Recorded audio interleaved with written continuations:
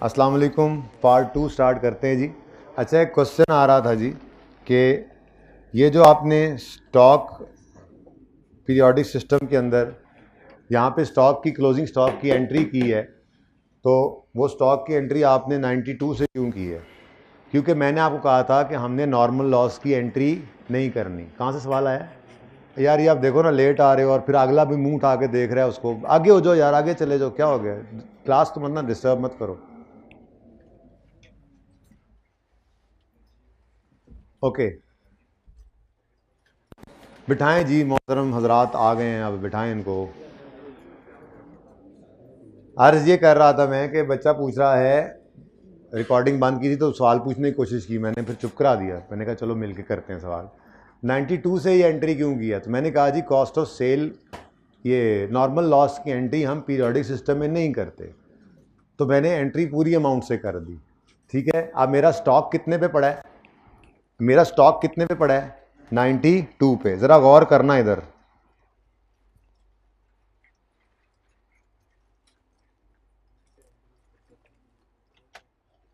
मेरा स्टॉक 92 पे पड़ा है।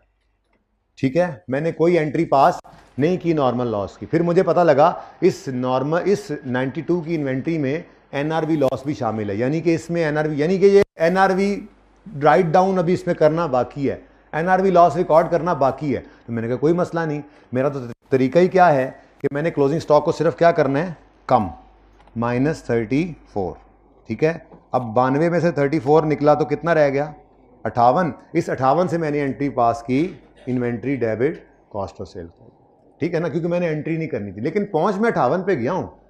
ठीक है ना, सिर्फ आपको ये चीज़ ज़रा बावर करानी थी कि इस मेथड में हम नॉर्मल लॉस की एंट्री नहीं करते, ज़बरदस्ती करके मैं एंट्री बना लेता हूँ कि इससे कॉस्ट ऑफ सेल क्या हो रही है, बढ़ रही है, तो cost of sale debit inventory credit की एंट्री करवा देता हूँ अगर कहते हो। लेकिन मैं याद रखवाना चाह रहा था कि एंट्री नहीं करते। बाकी अगर आप करेक्शन ऑफ एरर का टॉपिक कर रहे हो तो मैंने आपको वैसे ही कहा हुआ है कि आप परपेचुअली अज्यूम करके इसको किया करें, यानी कि इम्पैक्ट तो वही पड़ रहा है, कॉस्ट ऑफ सेल डेबिट ही हो रहा है, इस माइनस होने से ये बढ़ ही रही है। अगर आप यहाँ पे 92 लिखेंगे तो कॉस्ट ऑफ सेल कम हो जाएगी। ठीक है, यहाँ पे आपने 58 लिखा तो कॉस्ट ऑफ सेल बढ़ गई, तो काम तो वही हो रहा है, कॉस्ट ऑफ सेल डेबिट। तो अगर कोई एंट्री मांग ले तो चलो कोई नहीं, चला देना, उसने नहीं लिखा हुआ पीरियोडिक परपेचुअल तो। लेकिन यहाँ तो मैं कॉन्सेप्ट दे रहा था जो आप इंट्रो में पढ़ के आए हैं, तो मैं कैसे कह सकता था कि नॉर्मल लॉस की एंट्री होती है पीरियोडिक में? वो नहीं होती है, ट्रीटमेंट ये होता है। ठीक है, बाकी अगर आप इंपैक्ट ऑन प्रॉफिट देखें तो वो वही है, cost of sale debit inventory credit. ठीक है जी। अच्छा जी, एक छोटी सी बात है यहाँ पर, क्रेडिट नोट, ये भी वैसे आप पढ़ के आते हैं, लेकिन कुछ बच्चों को मसला आ रहा होता है करेक्शन ऑफ एरर के टॉपिक में ना, कभी कभी वो सिर्फ ये लफ्ज़ लिख देगा, क्रेडिट नोट इशूड। अब मुंह उठा के बैठे हैं, क्रेडिट नोट इशूड का मतलब क्या है? सेल रिटर्न लें या परचेज रिटर्न, ये होता क्या है? तो इसको समझाने के लिए एक छोटी सी एग्जांपल अब मैं यहीं बनाता हूँ, मैं भूल गया बनाना, ऐसे ही बस मिसाल बना लेते हैं। ठीक है,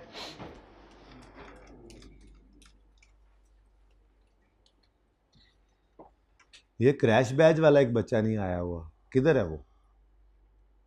उसकी बी लॉ की क्लास तो नहीं है आज? अच्छा, नहीं ऑनलाइन नहीं लेगा वो तो, क्या उसका उसका क्रैश चल रहा है। अच्छा जी, अपना क्या नाम है तुम्हारा ग्लासेस वाले भाई? हुसैन, तो प्यारा नाम है इसका। हुसैन, कहाँ से हो आप? मर्दान से। हुसैन भाई ने ना मर्दान के अंदर लैपटॉप बेचना शुरू किए। ठीक है, लाहौर में इनके काफ़ी ताल्लुकात थे, वहाँ पे उन्होंने एक हफीज़ सेंटर की तर्ज के ऊपर एक प्लाज़ा बनाया, अच्छे भले कारोबारी आदमी है। ठीक है, अच्छा, वहाँ पे इन्होंने एक दुकान अपनी भी रखी हुई है, वहाँ पे लैपटॉप बेचते हैं। ठीक है, ये लैपटॉप लेते हैं यहाँ से, हफीज़ सेंटर में लाहौर से। ठीक है, तो हफीज़ सेंटर में कौन कारोबार करना चाहेगा? है कोई? अब्दुल्ला भाई कह रहे जी मैं हूँ ना। भाई आपका क्या नाम है? एजाज। हमारे लिए एजाज की बात है कि आपने हाथ खड़ा किया। तो एजाज भाई, एजाज एंड अब्दुल्ला एसोसिएट्स, ठीक है ना, तुम्हारा भी नाम है एजाज भाई, ये बड़े दुकानदार हैं। ठीक है जी, और यार सवाल समझ लो। और क्या नाम था तुम्हारा? हुसैन भाई। सौती हालात को बंद कर लें। ये छोटे दुकानदार हैं, नाम जो बहुत बड़ा है। अच्छा आप सुने, हमारे लिए ये नाम लिखना भी एजाज़ की बात है। अब जी ऐसा हुआ कि हुसैन भाई ने चीज़ें खरीदी एजाज़ भाई से उधार पे, ठीक है। ये आसान सी चीज़ है वैसे ही, बस क्लासों में ना असल में आप देख तो रहे हैं आज मैं कितना रिलैक्स हो गया आपसे बातें कर रहा हूँ, पढ़ा रहा हूँ। नॉर्मल रूटीन के अंदर ना इतना बंदा चल रहा होता है नेक टू नेक, ये चीज़ है ऐसे करनी पूरी, वो इतना सा टाइम भी नहीं निकल लगा। छोटी सी बात बता लें, 10 मिनट का काम है, बड़े ध्यान से देखना लेकिन आसान है। एजाज़ भाई ने चीज़ें बेची हैं। एजाज़ भाई कौन है? सेलर। तो मैं इन द बुक्स ऑफ सेलर भी एंट्रीज करता हूँ अभी। सेलर कौन है? हमारा एजाज़, ठीक है। और in the books of buyer भी बात करूंगा, और बायर हमारा कौन है? हुसैन।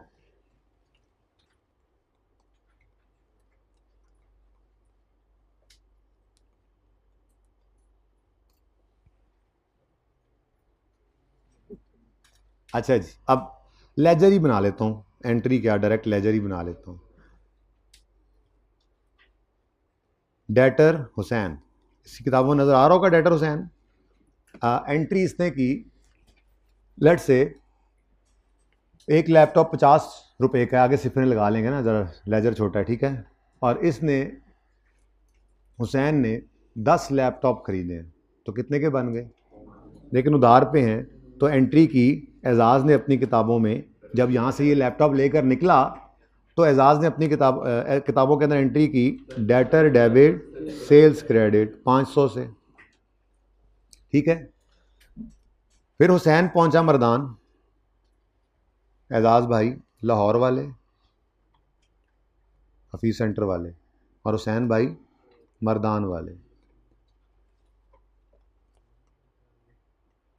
ठीक है जी। कराची में होता है दाना वाला, फलां वाला, ये मर्दान वाला, लाहौर वाला। अच्छा जी, उसके बाद जब मर्दान वाले हुसैन भाई मर्दान पहुंचे तो उन्होंने अपने अकाउंटेंट से कहा 500 रुपये के लैपटॉप ख़रीद के लाया हूँ, एंट्री कर लो। उधार पे लाया हूँ एजाज़ से, तो उसने एंट्री की क्रेडिटर।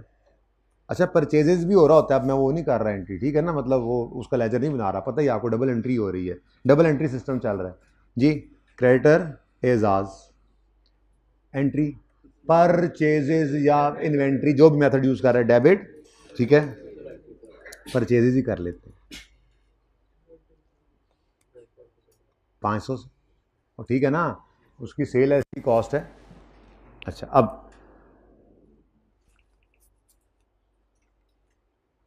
एंट्री कर दी, थका हुआ था हुसैन, सो गया।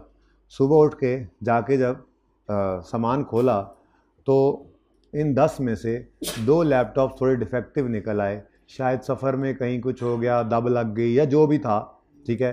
चेक करके नहीं लाया था क्योंकि पुराना कस्टमर है एजाज़ का, और इनके रूटीन के अंदर ट्रांजैक्शंस चलती हैं, एतमाद का इनका ताल्लुक है, और हो जाता है कभी, हो सकता है उसने भी खोल कर नहीं देखा, सामान आया हुआ था, लॉट पूरी उठा के ऐसे ही पैक ही आगे दे दिया। तो फ़ोन किया, फ़ोन नहीं किया, सॉरी फ़ोन नहीं करना, ज़रा बंदा भेजते हैं, ठीक है। तो एजाज़ ने अपना, हुसैन ने अपने दोस्त को कहा कि यार आप किधर जा रहे हो? उसने कहा यार मेरे ना वो अपना ये कैफ़ के पेपर्स हैं, वही देने जा रहा हूँ लाहौर में। आप तो कैफ़ कर चुके, क्वालिफाई करके आप तो कारोबार कर रहे हैं, आप नहीं की जॉब आपने, अच्छी बात है, मैं वो पेपर देने जा रहा हूँ। तो इन्हें कहा यार मेरा एक छोटा सा काम कर देना, ये 2 लैपटॉप्स लेते जाओ, पेपर से जब फारिग हो जाना तो ये हफीज़ सेंटर में जाके एजाज़ भाई को दे देना, ठीक है। और उन्हें कहना ये डिफेक्टिव निकल आए हैं। लेकिन अभी तक अपनी किताबों में परचेज रिटर्न नहीं डाल रहा उसे। उसकी वजह यह है कि डिपेंड करता है एजाज़ एक्सेप्ट करेगा या नहीं करेगा। हाँ वो अलग बात है, उसने पहले से कहा हुआ है या रीजनेबल एश्योरेंस है, वो फिर बात और तरफ निकल जाती है। फिलहाल मैं बिल्कुल सादा बात जो इंट्रो के बच्चे को की जाती है मैं वो कर रहा हूँ, ठीक है ना। तो इसने कोई परचेज रिटर्न रिकॉर्ड नहीं की है, वेट करेगा, जाहिर सी बात है एजाज़ की कंफर्मेशन का। एजाज़ ने कह दिया ठीक है भाईजान कोई मसला नहीं है, आपके साथ तो पुराना ताल्लुक है और मैंने लिख के लगाया हुआ, ख़रीदा हुआ माल ज़रूर वापस होगा, सुन्नत दर्जे में कारोबार हो रहा है, कोई मसला नहीं है, वापस मैंने रख लिया, मैं नए भी भिजवा दूंगा, अभी आते हैं तो फ़िलहाल है नहीं, ठीक है। तो तब तक तो ये परचेज रिटर्न नहीं ना रिकॉर्ड कर सकता जब तक जिसने सेल किया वो अपनी रिटर्न ना एक्सेप्ट कर ले। ठीक है, चीज़ें वापस एक्सेप्ट, क्योंकि उसने तो चीज़ें दे दी थी। वो कह सकता है भाईजान मैंने तो ठीक सही सलामत भेजे थे, आपका मसला है, ये आपका मसला है कि आपको नींद आ रही है, जागेंगे नहीं तो ये कॉन्सेप्ट निकल जाएगा। ठीक है, अब ये लैपटॉप्स लेकर लड़का निकला, लाहौर पहुंचा, पेपर शेपर दिया, पेपर देकर चला गया हफीज़ सेंटर, और हफीज़ सेंटर जाकर इसने एजाज़ भाई को सलाम अर्ज़ किया, पैगाम दिया, फ़ोन पे बातशात हुई। एजाज़ भाई ने कहा, नहीं फ़ोन पे बात नहीं करानी, सॉरी, एजाज़ भाई ने कहा ठीक है जी कोई मसला नहीं है, रख लें। ठीक है, और उस बच्चे ने कहा जी मुझे कोई पर्ची बना के दे दें। ठीक है, एजाज़ भाई ने कहा बिल्कुल पर्ची बना के दे देता हूँ। और एजाज़ भाई ने एक सफ़े के ऊपर लिखा कि I have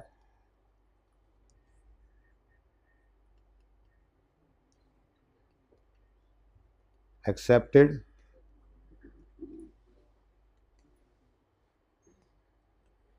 return of goods. I have accepted sale returns amounting to rupees 100 नहीं 10 रुपये का एक था, 10 रुपये 50 का था। अच्छा सॉरी वो देखो आ गया, इसी का मैं इंतज़ार कर रहा था। तुम्हारी क्लास चल रही थी यार? हाँ चलो ठीक है, चलो कोई नहीं, हमने भी ना अभी ऐसे इंट्रो वाले काम ही किए हैं, लेकिन ले लेना पार्ट 1 ही है, अभी पार्ट 2 शुरू ही हुआ है। अभी हमने ये क्रेडिट नोट की बात शुरू की है। क्रेडिट नोट क्या होता है वो तो आपको वैसे ही आता होगा, ताज़ा पढ़ा है आपने। I have accepted sale return amounting to rupees, बल्कि इससे ज़्यादा बेहतर बात करता हूँ ताकि आपको बात भी समझ आ जाए। बच्चा कहने लगा कि जी वो मुझे कह के भेजा था हुसैन भाई ने कि उन्हें कहिएगा अगर एक्सेप्ट कर लें तो रिकॉर्ड अपडेट कर देना। उसे कहा हाँ ठीक है। अब एजाज़ ने क्या करना है, सेल रिटर्न की एंट्री क्या करेगा, बोलो सेल रिटर्न की एंट्री क्या करेगा? Cell return debit debtor. अब डेटर क्या हो रहा है, डेटर क्या हो रहा है, यानी कि रिसीवेबल क्या हो रहा है, कम, रिसीवेबल। तो ये इसीलिए तो वेट कर रहा था, कौन, हुसैन जाग के बैठे। हुसैन वेट क्यों कर रहा था, ये एजाज भाई जागे, हुसैन वेट क्यों कर रहा था कि एजाज का रिसीवेबल है, एजाज का राइट टू रिसीव कैश है। अपने राइट को अगर माफ कर सकता है तो वो खुद ही कर सकता है, तो उसने एक तरह से माफ ही किया है ना। अब उसने 500 नहीं 400 लेने, ऐसे ही है। तो एंट्री की उसने, cell return debit debtor Hussain credit. अब हुसैन के नाम ये खत लिखा और इसमें इसने लिखा आई हैव क्रेडिटेड, हुसैन भाई I have credited your account, ऐसे लिख लेते हैं, I have credited your account with ₹100, और नीचे एजाज ने अपने साइन कर दिए। ठीक है जी, ओके डन। और ये पकड़ा दिया उस बच्चे को कि ये जाके मेरे भाई को दे देना मर्दान में। ठीक है, इसके ऊपर उसने एक हेडिंग भी डाली, ये है नोट जिसमें मैंने आपको बताया कि मैंने आपको क्रेडिट किया है, मैंने आपके रिसीवेबल को क्रेडिट यानी कम किया है। ठीक है, अब ये क्रेडिट नोट किसने इशू किया, इशूड बाय सेलर। हमेशा याद रखना क्रेडिट नोट कभी भी बायर इशू नहीं करता। ठीक है, हाँ ये इशूड बाय सेलर होता है, और यही वाले बच्चे के हाथ में, ये वाले बच्चे के हाथ में से दे के भेजा था। और जब इस बच्चे ने आके हुसैन के हाथ में ये पकड़ाना है तो उसने कहना है okay received, credit note received हो गया बाय बायर। और जब ये रिसीव कर लेता है तो फिर ये परचेज रिटर्न की एंट्री पास करता है। परचेज रिटर्न की एंट्री होती है creditor debit purchase return credit, कितने से, 100 से। ठीक है, अच्छा वैसे आपस की बात है, किताबों में लिखा भी होता है, कभी परेशान हो या जहन में आए, इसने भी तो एजाज के अकाउंट को डेबिट किया है, तो ये भी एक डेबिट नोट बना के भेज सकता है कि भाईजान मैंने भी आपके अकाउंट को डेबिट कर दिया है, लेकिन भाई उसकी कोई वक़्त नहीं समझी जाती। देखो ना, मैंने आपके पैसे देने थे अब कम कर लिए हैं, ये बात वक़्त नहीं रखती। लॉ की नज़र में इसकी बहुत इंपॉर्टेंस है। जिसने पैसे लेने थे उसने कहा मैंने 100 अब नहीं लेने, तो इसने कहा ठीक है मैंने भी अब 100 नहीं लेने, ठीक है ना। तो अगर डेबिट नोट की बात आ भी जाए तो बस फिर इसी तरह से सोचना कि वो डेबिट नोट तो बाद में इशू करना है, लेकिन इस तरह से वो कहता नहीं है। नॉर्मली सवालों के अंदर ये रूटीन होती है कि वो लिख देगा अ क्रेडिट नोट इशूड, अगली बात लिख दे फिर तो आसानी है। टू कस्टमर लिख देता तो पता लग जाता सेल रिटर्न है, आसानी हो जाती है। लेकिन कभी कभी सिर्फ यूँ लिख देता है credit note issued amounted to 100 रुपये। अब बैठे हैं मुंह उठा के क्रेडिट नोट इशूड, ये सेल रिटर्न है परचेज रिटर्न है, उन्होंने कस्टमर सप्लायर तो लिखा नहीं। तो भाई क्रेडिट नोट इशूड, इशू करता ही कौन है, ठीक है। तो इसका मतलब ये सेल रिटर्न है। और अगर लिखा हो सवाल में क्रेडिट नोट रिसीव्ड तो ये क्या है, ये परचेज रिटर्न की बात हो रही है, ठीक है ना। हाँ डेबिट नोट भी इसके ऑपोजिट चलता है लेकिन उसकी कोई वक़्त नहीं और वो टेस्ट भी नहीं कर रहा होता, ठीक है। तो अगर सवाल के अंदर लिखा हुआ मिले आपको, अगर आपको यहाँ अब जो खुलासा निकला इस बात का वो क्या है कि अगर सवाल के अंदर लिखा हो क्रेडिट नोट इशूड, सिर्फ यही लिखा हो, देखो ना, अगर तो ये लिख दे कि credit note issued to customer, issued by seller, फिर तो आपको निशानी मिल गई। लेकिन सिर्फ इतना लिखा हो क्रेडिट नोट इशूड, तो इसको भी देखते ही आपको क्या पता लग जाना चाहिए कि इसका मतलब क्या होता है, सेल रिटर्न। इशूअर कौन होता है, जिसने क्रेडिट किया अपने रिसीवेबल को, ठीक है। और दूसरी बात उसी सवाल के अंदर ये भी लिखा हो सकता है परेशान करने के लिए, credit note received, ABC company received credit notes, तो इसका मतलब आगे कुछ भी ना लिखे तो मतलब ये क्या होगी, पर सेल ना बोलो, खुदा का नाम लो, 10-15 मिनट से मैं एक बात कर रहा हूँ जी, परचेज रिटर्न। पिक्चर ले लें जी, ये छोटा सा कॉन्सेप्ट भी पेंडिंग था।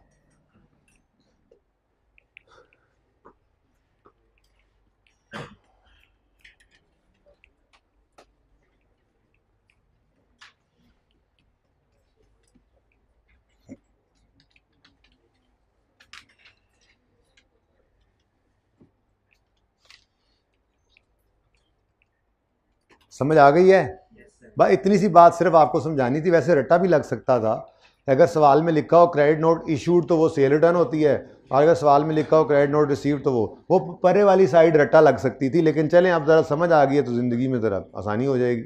बाकी बात वही वाली याद रखनी है, इसको याद रखने की कोई ख़ास ज़रूरत नहीं है। यानी कॉन्सेप्ट दे के मैं कह सकता हूँ ना आपको, हाँ हूँ याद कर लो, है गल।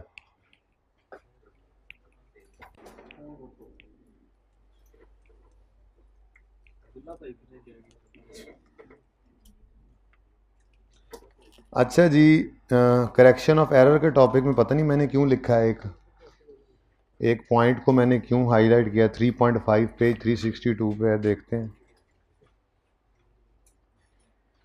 ये मैं पेज दे दूंगा एंड पे आपको, वैसे ज़रूरत तो कोई नहीं है, लेकिन ये जो पेज पे मैं टिक शिक कर रहा हूँ ना, ये मैंने इसलिए नहीं कॉपी करवाया था, फाइनल नहीं था। लेकिन जब आपकी कॉपीज हो रही थी तब तक वो फाइनल हो गया था जो चीज़ें रहती थी। फिर भी मैंने, आपने देखा होगा कि हर एक के नीचे थोड़ी थोड़ी जगह भी छोड़ी हुई है, कुछ और भी निकल आता है यार, और एंड पे एक वैसे भी छोड़ दिया यार, कोई और भी आ जाता है, फिर ये जगह तो है ही खाली, ठीक है ना।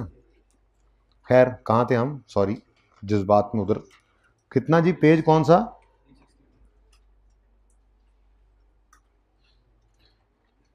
अच्छा हाँ ये पेंडिंग लिखा हुआ है, चलो पढ़ लें इसमें क्या पेंडिंग है। करेक्शन ऑफ, देखो ये बात कुछ ऐसे चल रही थी,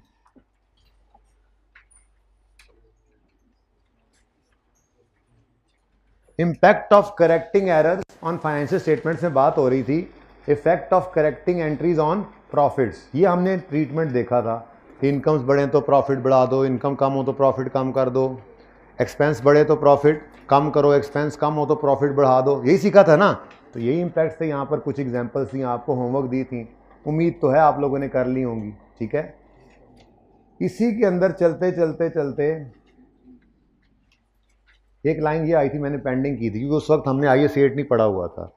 यानी पिछली जितनी बातें हुई हैं वो सारी की सारी बातें करंट ईयर के एरर्स को सही करने की बातें थी, ठीक है। लेकिन अगर कभी प्रायर ईयर का एरर पकड़ा जाए और उसको सही करना पड़े तो फिर IAS 8 अप्लाई होता है, यहाँ पे ये लिखा हुआ था। और IAS 8 अप्लाई होकर क्या बताता है भाई, नहीं क्या रिट्रोस्पेक्टिव क्या नहीं, मतलब क्या वही एक सादा सी बात है। IS8 अप्लाई होकर ये बताता है पिछले साल का एरर अगर इस साल में सही करोगे तो प्रॉफिट हिट नहीं हो सकता, रिटेन्ड अर्निंग्स हिट होंगी। इतनी सी बात है करेक्शन ऑफ एरर के कॉन्टेक्स्ट में।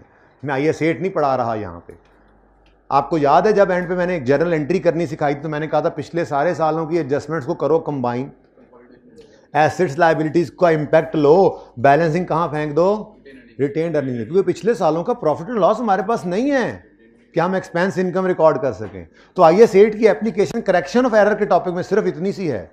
करंट ईयर का एरर सही करो तो उसके अंदर P&L को हिट करना प्लस माइनस में। अगर प्रीवियस ईयर का कोई एरर सही करोगे तो IS8 अप्लाई होगा। और वो क्या कहता है पिछला साल हमारे हाथों से निकल चुका है, पिछले साल के प्रॉफिट्स हमारे हाथ में नहीं है, ठीक है, तो उसमें किसको हिट कर दो, रिटेन्ड अर्निंग्स को। ओके, इतनी सी बात लिखिए, पढ़ो IS8। यार आगे ना इसका नाम लिखा हुआ है, इसको ब्रैकेट में ले लिया करो ऐसे, तो बात इतनी सी रह जाएगी फिर। क्या IS8 ओ भाई हाईलाइट करना है, ओ आप थक गए लगता है। ओके,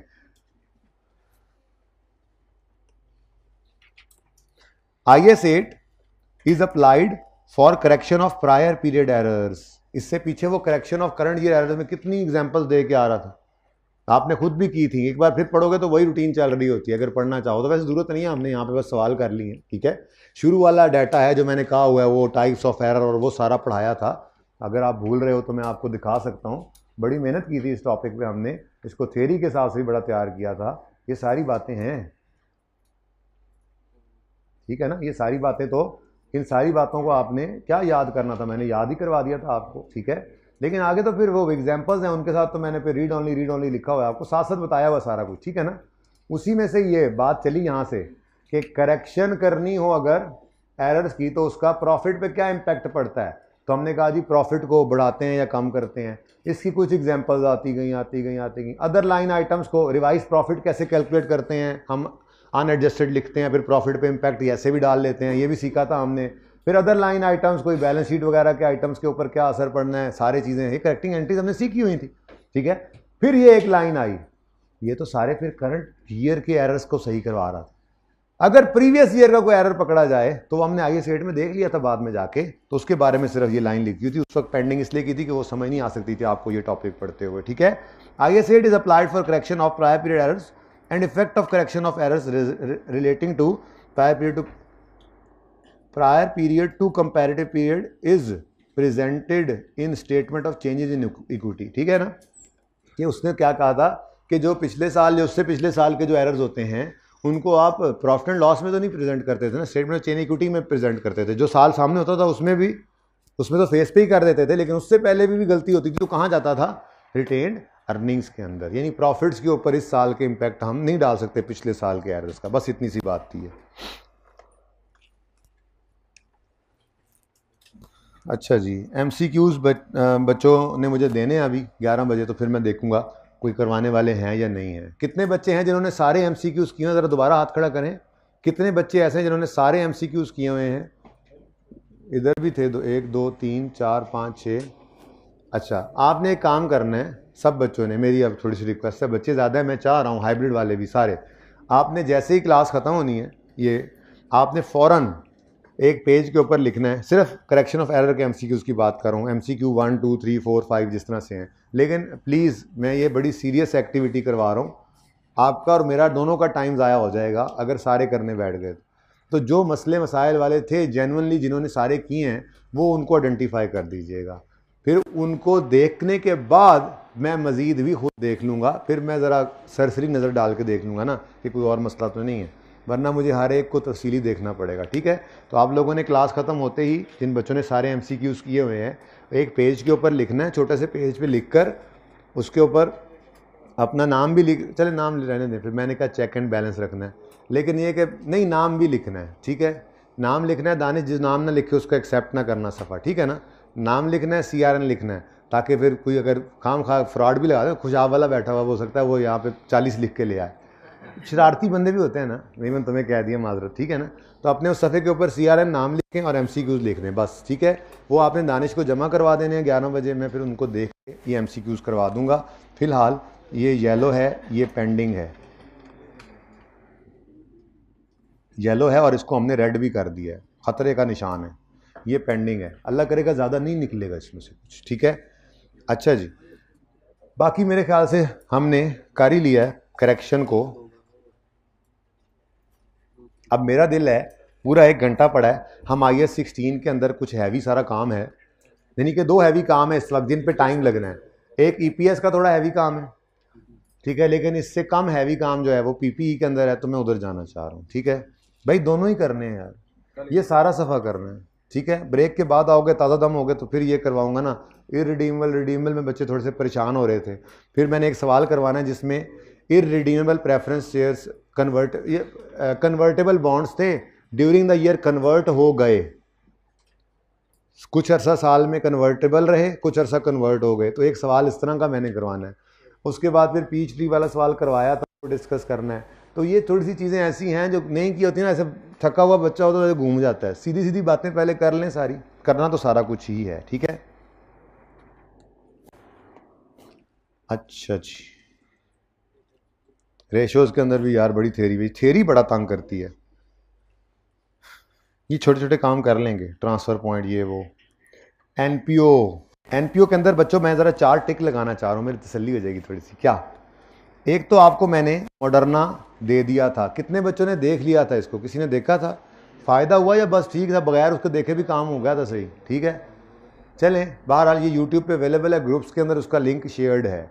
बाकी सारे लेक्चर्स लाइन में मेरे पास लगे हुए हैं, मसला सिर्फ मेरे टाइम का है, मैं खुद देखे बगैर आपको वो शेयर नहीं कर सकता। अब जब मैं शेयर करूंगा तो छोटी सी कमेंट्री मैं पहले ऐड कर दूंगा, चाहे मैं यहीं पे आके रिकॉर्ड कर लूँ कैमरा में और उसको मैं अटैच कर दूँ यहीं पे रिकॉर्ड करके कि जी ये एंट्री आएगी, इसको आपने ऐसे ऐसे चेंज कर देना है लेक्चर के अंदर, सवाल पुरानी तरतीब पे हुए हैं ना, तो बस उसको देखना हो तो देख लीजिएगा। तो वो इसलिए मैंने अभी तक पेंडिंग रखे हुए हैं, तो ये पेंडिंग हैं और ये आज पेंडिंग ही रहेंगे, क्योंकि ये मैंने अभी तक नहीं देखे। जाहिर सी बात है, इस पर टाइम लगता है, चीज़ों पे टाइम लगता है करने में, और जो चीज़ें ऐसी ज़रूरी चीज़ें थी जिनको आपको करवा के भेजना था, मैंने ज़रा उन पे आज ज़ोर ज़्यादा दिया है।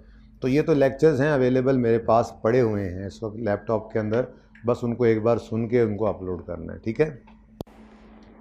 अच्छा जी, उसके बाद ये सवाल मैं इंशाल्लाह करवाऊँगा, डिफरेंट सवाल है। एक तो तरतीब थोड़ी वर्किंग की इसमें ज़रा अजीब सी है, लेकिन सबसे इम्पॉर्टेंट बात यह है कि इस सवाल के अंदर, दरवाज़ा सही बंद करने आमिर, इस सवाल के अंदर रिसीट पेमेंट अकाउंट बनाने की रिक्वायरमेंट है। इनकम एक्सपेंडिचर दे दिया उसने, रिसीट पेमेंट कह रहा है बना दो, तो इस तरह भी हो सकते हैं सवाल, तो एक सवाल इस तरह का हो जाए। बाकी तो एनपीओ के अंदर आपको पता है हमने उसका जूस काफ़ी निकाल लिया था, इंशाल्लाह उसमें और मसला कोई नहीं आने लगा। अच्छा, तो पीपीई के ऊपर आते हैं जी। पीपीई के अंदर एक चीज़ अल्लाह माफ़ करे पेंडिंग ही रही, ठीक है जी, इसको कर लेते हैं।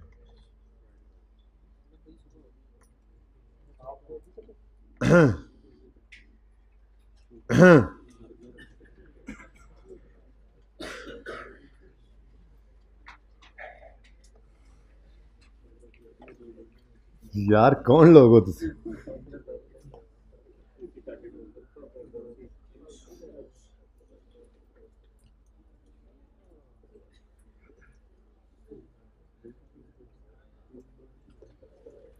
यार सोल्यूशन कहाँ पे था इसका?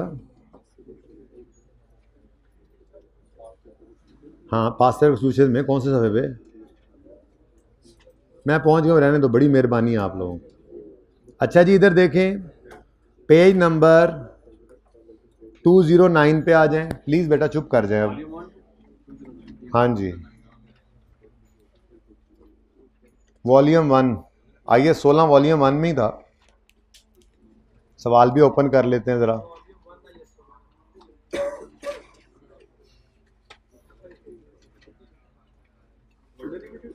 हाँ जी, मंडे लिमिटेड कर फ्राइडे को रहे हैं। यार बोल क्यों रहे हैं आप लोग भाई, बोल क्यों रहे हैं? अच्छी भली क्लास चल रही है, चलने में प्लीज़।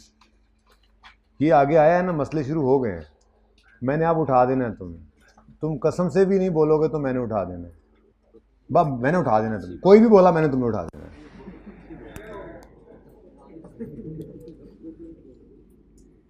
दानी जरा आगे आगे बैठे हैं, शुरू हो रहे हैं ये लोग, ठीक है ना, सफाई करें। The following information pertains to Monday, सवाल करते गए, सारा सवाल हमने कर लिया, कोई मसला नहीं हुआ था, सवाल हमने सारा किया हुआ है, ऐसे ही है ना।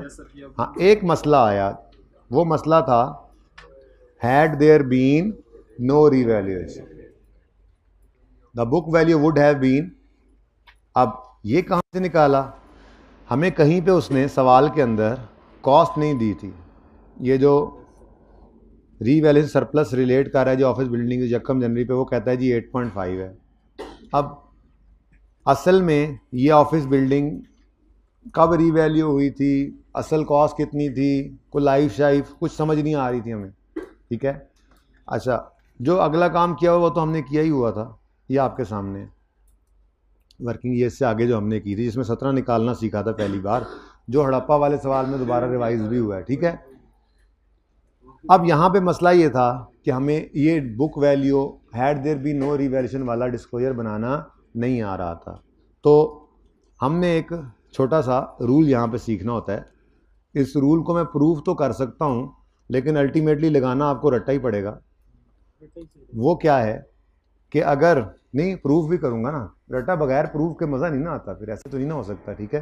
एक मतलब आप कॉन्सेप्ट होगा, फिर कोई ना कोई जुगाड़ लगा लेता है बंदा।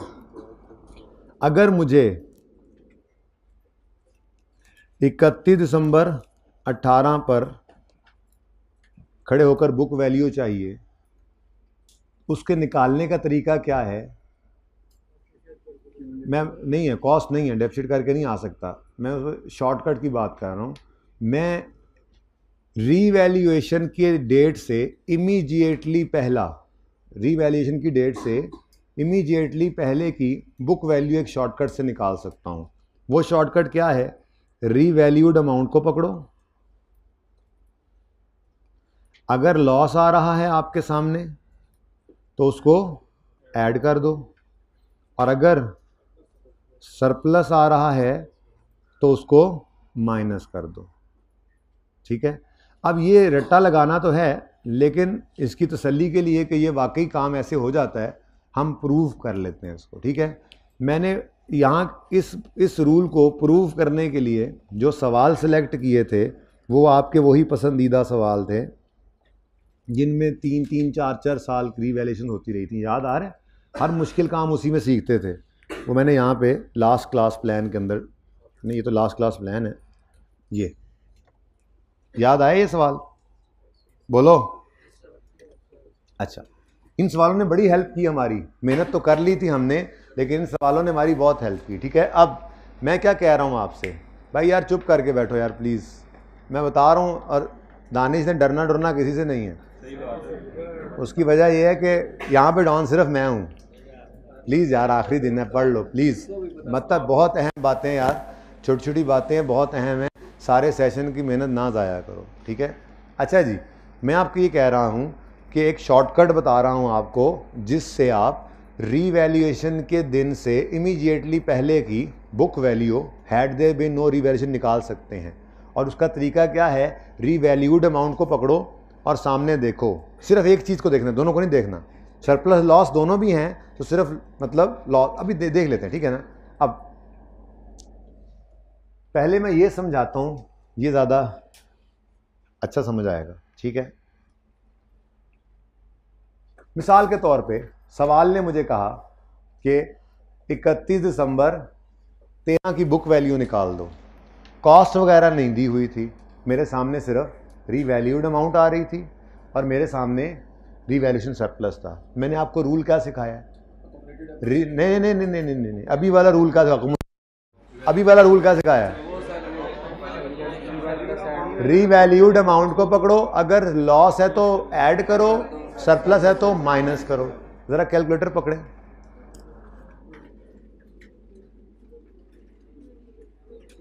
$323 में माइनस किया 35 तो क्या आ गया। अच्छा, ये तो इत्तेफाक से सामने है भी हुई, उसकी वजह यह है कि अभी पहली रिवैल्यूएशन थी, यहां पे तो मजा ना आया, आगे चलते हैं। इधर दोबारा रिवैल्यू हो रहा है, बोलो। अब मुझे 31 दिसंबर 15 की बुक वैल्यू चाहिए, had there been no revaluation, लेकिन मेरे पास ऊपर का कोई डाटा नहीं है, मेरे पास सिर्फ इतना डाटा है, सिर्फ ये।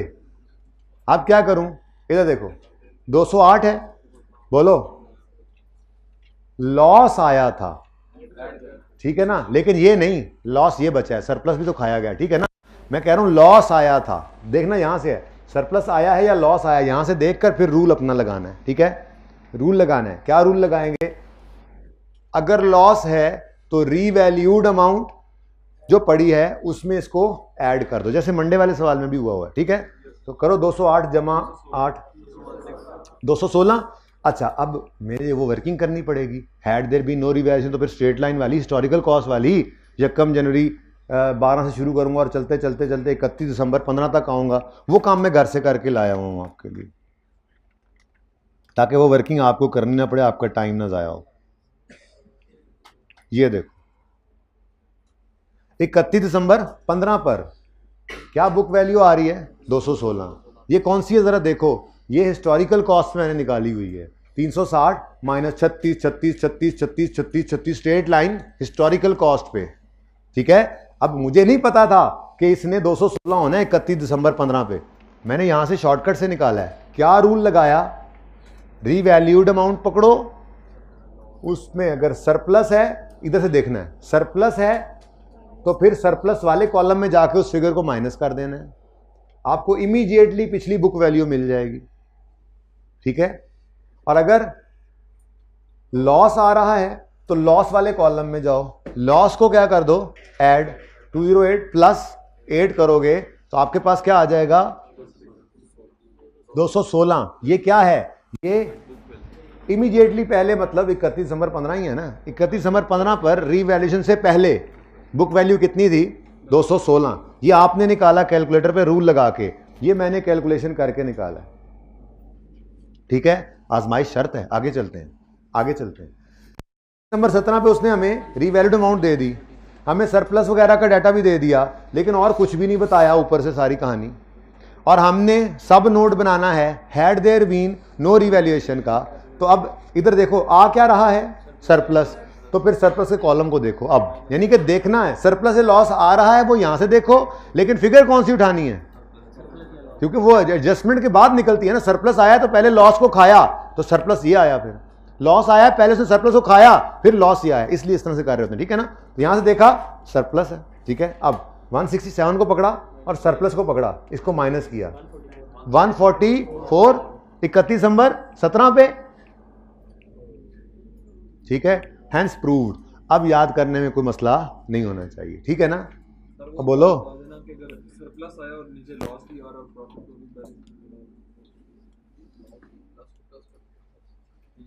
भाई, यहां पे अगर आप पहुंच गए हो ना, मिसाल यहां पे आप पहुंच गए हो तो उसके बाद आप आगे चल भी सकते हो, ठीक है, उससे आगे चल भी सकते हो। फिर ये मैं दूसरे सवाल में समझाता हूं, ये समझ आ गया, ठीक है।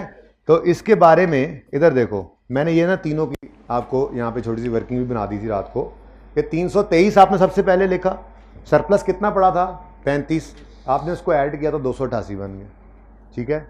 फिर 208 देखा आपने, 8 का लॉस पड़ा था, 208 में 8 को प्लस किया 216 बन गया। ये बी सी मैंने ए प्लस बी माइनस इस तरह किया हुआ, ठीक है। अभी 167 आपने देखा, 23 का सरप्लस आ रहा था, माइनस किया तो 144 आ गया, तो हैंस अप्रूव्ड हो गया, तो ठीक है। तो इसके लिए फिर रूल क्या बना, रूल तो ये बना, लास्ट रिवैल्यूएशन से इमीडिएटली पहले, उर्दू के अंदर लिखा हुआ आपके लिए मैंने, लास्ट रिवैल्यूएशन से इमीडिएटली पहले हिस्टोरिकल कॉस्ट वाली बुक वैल्यू निकालने का शॉर्टकट, उर्दू में लिखा आपके लिए। अब रात को अंग्रेजी को नहीं आ रही होती, रात को बस शुक्र करो ये भी आ रही थी बातें। अगर रिवैल्यूएशन सरप्लस आया है तो लास्ट रीवैल्यूड अमाउंट में, ठीक है, सरप्लस लेस करने से निकल आएगी बुक वैल्यू। और अगर रिवैल्यूएशन लॉस आया है तो लास्ट रिवैल्यूएशन अमाउंट में रिवैल्यूएशन लॉस ऐड करने से निकल आएगी, ठीक है। अच्छा, अब इस पे तो अच्छा अप्लाई होता है, अप्लाई दूसरे पे भी हो जाता है जो सवाल सामने था, लेकिन उसमें मसला सिर्फ ये होगा कि वो start of the year revaluation है ना, तो रिवैल्यूएशन के दिन वो बुक वैल्यू नहीं देगा, उससे एक दिन पीछे की दे रहा होगा और पिछले साल का आखिरी दिन होगा, ये फर्क पड़ेगा सिर्फ, ठीक है ना। आजमा तो इसको भी सकते हैं ना, अपना रूल तो जरा पक्का करें, ठीक है। रिपीट वाली क्लास नहीं है आज, ये रिपीट ही चल रहा है आज, दोबारा नहीं बोलना। हाँ, पहले ही इसका बिल काफ़ी बन गया है आपकी तरफ। जी देखेंगे जी। भाई कह रहे हैं रिड्यूसिंग बैलेंस में भी वैसे ही करेंगे, कोई फर्क हो सकता है? नहीं, फर्क हो सकता है? नहीं हो सकता ना। वो उधर इधर इधर रीवैल्यूड एसिड भी तो रिड्यूसिंग बैलेंस ही चल रहा होगा। करवाया हुआ है सवाल आपको, उसूल यही रखना। अच्छा जी, दूसरे सवाल पे ज़रा आजमा लें ताकि भाई का रिपीट भी हो जाए। अब क्या करें, अब आखिरी क्लास में हारून का रिपीट तो नहीं छोड़ सकते, सारा सेशन हम करते रहे तो अगर बुरा ना मनाएं तो अगले सवाल में रिपीट कर दूं। अच्छा जी, इसमें मैंने पहले इसलिए नहीं किया था क्योंकि ये बिल्कुल एग्जैक्ट मैच करता था हमारे असल में, वो जो असल बात तो वहां से निकली थी ना। मैं इसलिए तो करवा नहीं रहा था, मैं कहता था अच्छा करता हूं, लेकिन मुझे टाइम नहीं मिल रहा था सेशन के दौरान के मैं इतना सा बस थोड़ा सा वो जो काम इधर किया वो कर लेता। वो वर्किंग बनी होती ज़रा इजी हो जाता, ठीक है ना। अब आराम सुकून से आज देख रहे हैं, बाकी काम खत्म हो गए, टेंशन हमारी खत्म है, अब बस सुकून से देख रहे हैं। ये सवाल के अंदर भी देखते हैं। अब इस सवाल में थोड़ा सा मसला ये है कि 1 जनवरी में रीवैल्यूएशन होनी है तो इमीडिएटली पीछे बुक वैल्यू ये वाली निकलेगी, ठीक है ना। अब अगर मिसाल के तौर पे सवाल, चलो पहले ये अप्रूव तो कर लें, बाद में मिसाल के तौर पे देखते हैं। अब चलो जी कैलकुलेटर फाड़ लें कैलकुलेटर। 1 जनवरी 14 या उससे एक दिन पहले कह लो 31 दिसंबर 13, उसकी बुक वैल्यू निकालनी है। ऊपर वाला डाटा नहीं है, ये नहीं है, ये नहीं है, ठीक है। 800 और ऊपर क्या नजर आ रहा है? सरप्लस है। अब नजर सरप्लस आ रहा है तो कॉलम सरप्लस वाले में जाना है, ठीक है। इनको क्या करना है? नेट करना है, यानी 800 माइनस 350 कितना बना? वो भी नजर भी आ रहा था 450। यहां तो नजर भी आ जाता है, यहां तो करने की जरूरत नहीं पड़ती ना, पहले आई बुक वैल्यू वही रही होती है हिस्टोरिकल वाली। मसला तो आगे जाके होता है, ठीक है ना। यहां पे फिर रीवैल्यू हुआ, ठीक है। 250 रीवैल्यूड अमाउंट है, लॉस रहा है, इधर आ जाओ, लॉस को ऐड करना है। 250 जमा 150 400 बनता है। या अल्लाह खैर, 31 दिसंबर कौन सा होगा? होगा कौन सा दिन? 31 दिसंबर 15, ठीक है ना। ये क्या आ रहा है देखो, आपने क्या निकाला अभी? 400। वो क्या है? हिस्टोरिकल वाली बुक वैल्यू, और ये क्या है? रीवैल्यूड अमाउंट की बुक वैल्यू। इसलिए फर्क है ना दोनों में, हम तो वही चाह रहे हैं निकालना, ठीक है। तो आपने क्या निकाला है? 400। क्या अल्लाह खैर, 31 दिसंबर 15 बोला। ओ, ये मैंने हिस्टोरिकल कॉस्ट में सवाल, ओ यार आजा यार, ये किया यार, आजा यार, ये किया हुआ, ठीक है। असल में अभी वो एक्सेल में पड़ा हुआ है ना, तंग करता है, ब्रेक नहीं चाहिए इसको, ये ठीक है, ताज़ा दम है जी। तो 31 दिसंबर, बस अब छुट्टी करते हैं, 45 मिनट रह गए, 45-50 मिनट के बाद बस फिर छुट्टी, फिर इंशाल्लाह के बाद मिलेंगे। और फिर FAR 2 की भी टेंशन खत्म होगी मुझे, फिर आप होंगे, मैं होऊंगा, ये सफ़ा होगा खत्म। हाँ चाय भी होगी, लेकिन असर के बाद, अगर क्लास गई तो, अच्छा ना भी गई तो होगी, लेकिन असर से पहले। देखो ना, पढ़ाई के दरमियान में अगर ऐसी कोई बात आती, देखो ना अब ये कितना टाइम, नहीं देखो ये कितना टाइम निकल गया, इसलिए चुप करके बैठो जी प्लीज। किधर गया था? हाँ, 31 दिसंबर 15 पे 400 ये आपने निकाला था। प्लीज बेटा, बहुत अहम बात कर रहा हूं, एक रट्टा लगाना है तो उसका असूल तो देख लो पहले। असूल देख लेना, मतलब कहता है यार कॉन्सेप्ट है, मुझे किसी ने रट्टा नहीं लगवाया, लेकिन पर्चे के लिए उन्होंने कहा था कि बस इतनी बात याद रखो, तो वो याद रख लो पर्चे के लिए, कभी जरूरत पड़ जाए तो, ठीक है। शॉर्टकट भी है एक तरह से। अच्छा सुनो, इधर देखो, ये 1 जनवरी 18 को अगर रीवैल्यू हो रहा है तो इमीडिएटली पहले फिर 31 दिसंबर 17 होगा। यहां पे जरा इजी क्या था, 31 दिसंबर 17 पे है तो फिर 31 दिसंबर 17 पे ही निकल आती थी बुक वैल्यू। यहां पे एक दिन जरा पीछे चला जाता है, बस इतना सा फर्क है। ओके, और ठीक है, सही है जी। हाँ फर्क है सवाल में यही, रीवैल्यूएशन 31 दिसंबर 31 दिसंबर 31 दिसंबर, यहाँ रीवैल्यूएशन 1 जनवरी 1 जनवरी 1 जनवरी, लेकिन मैंने असूल क्या लिखवाया है? रीवैल्यूएशन से इमीडिएटली पीछे की बुक वैल्यू देगा ये फॉर्मूला। तो अगर 31 दिसंबर रीवैल्यूएशन हो रही है तो इमीडिएटली पीछे फिर 31 दिसंबर ही था। यहाँ पे 31 दिसंबर, यूं समझ लो 1 जनवरी है तो उससे एक दिन पीछे 31 दिसंबर पे क्लोजिंग बना लेते हैं हम, ठीक है ना, बस इतना सा फर्क है। अच्छा 600 पहले देखो क्या है, सरप्लस है, तो फिर ये दोनों कॉलम 600 में से माइनस करो 250, 350, 31 दिसंबर 17 पे, या अल्लाह है यस 3117 में कितना आ रहा है 350। Okay done. तो अब उसूल लिखा जा सकता है। वैसे मैं ये तो नहीं शेयर करूंगा ना, ये वाला शेयर करने की जरूरत तो नहीं है ना, ये वाला सफा तो कॉपी कर चलें देख लेंगे, कोई पता नहीं कॉपी में ये भी हो जाए कॉपी। अब इधर देखें, जरा जरा उसूल देख लें, पहले उसूल देख लें। लास्ट रिवैल्यूएशन से इमीडिएटली पहले हिस्टोरिकल कॉस्ट वाली बुक वैल्यू निकालने का, अगर सरप्लस आया है तो लास्ट रिवैल्यूड अमाउंट में रिवैल्यूएशन सरप्लस लेस कर बुक वैल्यू, और अगर रिवैल्यूएशन लॉस आया है, जुमला शुक्र है सही बन गया जुमला, पता नहीं मुझे तो लगा, अगर रिवैल्यूएशन लॉस आया है तो लास्ट रिवैल्यूड अमाउंट में रिवैल्यूएशन लॉस ऐड करने से निकल आएगी क्या चीज, बुक वैल्यू।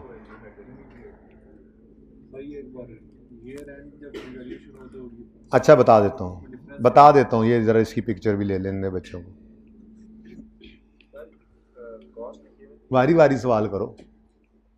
हाँ जी कॉस्ट नहीं गिवन थी, वैसे शॉर्टकट है, कॉस्ट गिवन भी हो तो लगा सकते हैं, प्रूफ तो हो ही गया, कोई प्रॉपर वर्किंग की जरूरत नहीं है।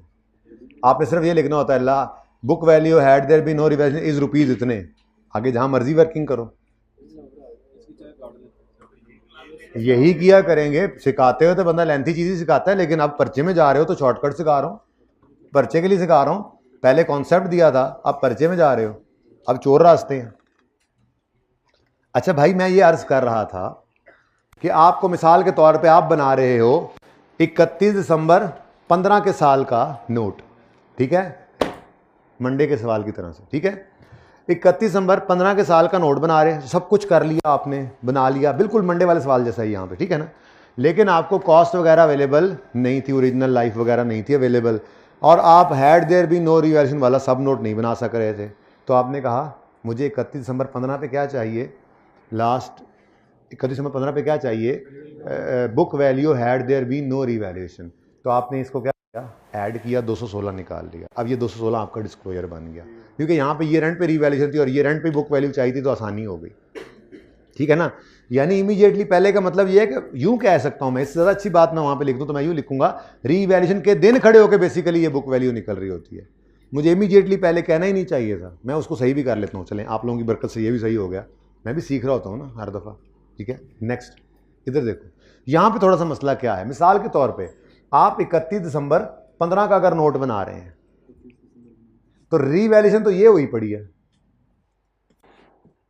या रिवैल्यूएशन ये तो भी हुई नहीं, तो आगे है, रिवैल्यूएशन ये हुई पड़ी है, तो यहाँ जाओगे, अब यहाँ पे जब आप बुक वैल्यू निकालोगे तो आपको 14 और 15 की डेप्रिसिएशन निकाल के लानी पड़ेगी, ये थोड़ा सा मसला है, ये बात समझ आई है। हाँ अगर आप 16 में खड़े हो तो फिर यहाँ से आप बुक वैल्यू निकालोगे और फिर एक डेप्रिसिएशन आपको चार्ज करनी पड़ेगी, यानी कि स्टार्ट ऑफ द ईयर हो तो बस देख लो किस दिन पे उसने निकाल के दे दिया बुक वैल्यू, जिस दिन बुक वैल्यू निकल आई है उसके बाद ये देख लो नोट में किस दिन की बुक वैल्यू चाहिए, जितना आगे आना हो फिर एक स्टार्टिंग पॉइंट मिल गया ना, उससे आगे आप आ सकते हो। सर यानी जब स्टार्ट ऑफ द ईयर हो तो डेप्रिसिएशन निकालनी पड़ेगी, बस ऐसे ही लग रहा है, मतलब मैं इतना जानना नहीं चाह रहा इस बात के अंदर कि इतनी बात है नहीं जितनी आप कर रहे हो, मैंने सादा सी बात कही है, मैं इस जुमले को ज़रा बेहतर कर दूं, आपके लिए, ये इसको ऐसे कर देते हैं, लास्ट रिवैल्यूएशन के दिन, ऐसे कर लेते हैं, ये फिर ज़्यादा बेहतर कर देगा बात को, ताकि आपका उस दिन निकल आएगी, फिर देख लो कहाँ पे पहुँचना है। अब अगर ये एंड वाली होगी तो उसमें जहाँ पे खड़े होते हैं वहीं पे ही पहुँचना होता है, टेंशन ख़त्म, नॉर्मली ऐसा होता है, ठीक है। नहीं तो अगर करना पड़े एक आधा साल डेफिसिट तो कर लेना, लेकिन ये सिचुएशन बस ऐसे ही सवालों के अंदर लगेगी, इन सवालों के अंदर आपने मंडे वाले सवाल की तरह से किया है। बाकी मेरा मशवरा अभी भी यही है, ऐसा सवाल आए तो फिर इस तरफ जाना, वरना सुकून से नज़र आ रही हो कॉस्ट और एकोमोडेशन माइनस करो, उस काम में टाइम आपको कम ही लगता है, ठीक है। तो बहरहाल मशवरा मेरा स्टिल यही है। खैर इसको मैं सही कर रहा हूँ, क्या लास्ट रिवैल्यूएशन के दिन ये ज़्यादा बेहतर है, इमीडिएटली पहले मतलब वही बात ही होती है ना, तो लास्ट रिवैल्यूएशन के दिन हिस्टोरिकल कॉस्ट वाली बुक वैल्यू निकालने का शॉर्टकट है ये, ठीक है। ओके सही कर लो। अच्छा जी, अच्छा अब वो असल सवाल तो देखें भाई जहां से कहानी शुरू हुई थी, अंडे अंडे गरम अंडे गरम अंडे, माशाल्लाह, कभी कभी क्लास ऐसी होती है, तो नहीं है, लास्ट में मेरी क्लास ही मेरी क्लास की लड़कियां भी मुझे जुगते मारती थी। मैं कहा यार कोई नहीं, शरीफ आदमी है, लब गया तो। अच्छा इधर देखें जी प्लीज़, बुक वैल्यू चाहिए थी 31 दिसंबर 18 पर 178 रुपये रीवैल्यूड अमाउंट थी। लॉस आ रहा था 78 में से 6 को ऐड किया तो ये कितना आ गया 184, उठा के 184 इधर लिख दिया, डिस्क्लोज हो गया। ठीक है, टिक कर लें अब इसको। खबरदार किसी ने ये मुझे कहा कि ये भी करवाना है अभी। सर अगर ये रिवैल्यूएशन उन्होंने ये तो 18 पे दी होती और मांगते 31 दिसंबर 18 हाँ, तो फिर इस दिन की बुक वैल्यू आ जाती ना, तो फिर उसको रिमेनिंग लाइफ से डिवाइड करके यहाँ पर लाते, जाहिर सी बात है, लाना पड़ना था ना फिर। ठीक है, सर वो उन्होंने लेके आए थे 36 में बेटा वो रीवैल्यूड अमाउंट में से माइनस हुआ पड़ा है ना, कॉस्ट में से माइनस नहीं ना हुआ। यानी आपकी जो यहाँ पे फिगर निकलेगी ना इस दिन वाली, वो भाई चुप, वो इस दिन की बुक वैल्यू होगी, उसको इस दिन की रिमेनिंग लाइफ से डिवाइड करोगे तो फिर आपकी स्ट्रेट लाइन वाली डेप्शन ही आएगी और फिर बुक वैल्यू पे पहुंच जाओगे, स्ट्रेट लाइन उसके हिस्टोरिकल वाली। ठीक है भाई, मत बोलो ना,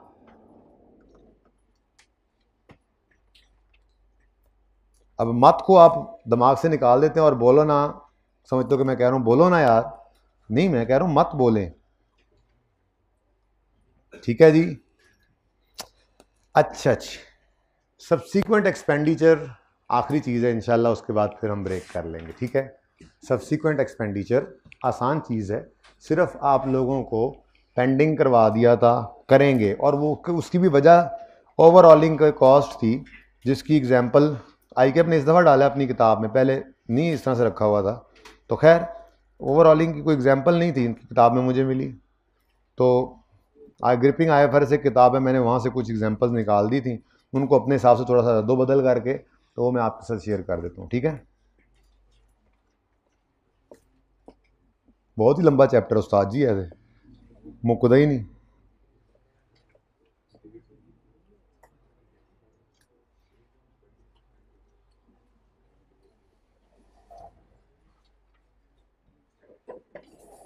सोने आए हो, पहले लेट आए हो तुम।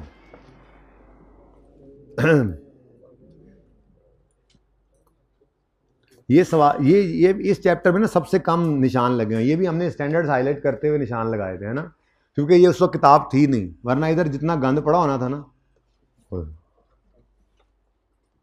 बहरहाल ये देखा कितनी मेहनत की थी हमने, भूल ना जाना ये मेहनतें की हुई। आखिरी महीने के अंदर आप लोग अपनी और मेरी की हुई मेहनत को सिफर भी कर सकते हो और बिल्कुल कमी बेशी को दूर करके पास भी कर सकते हो।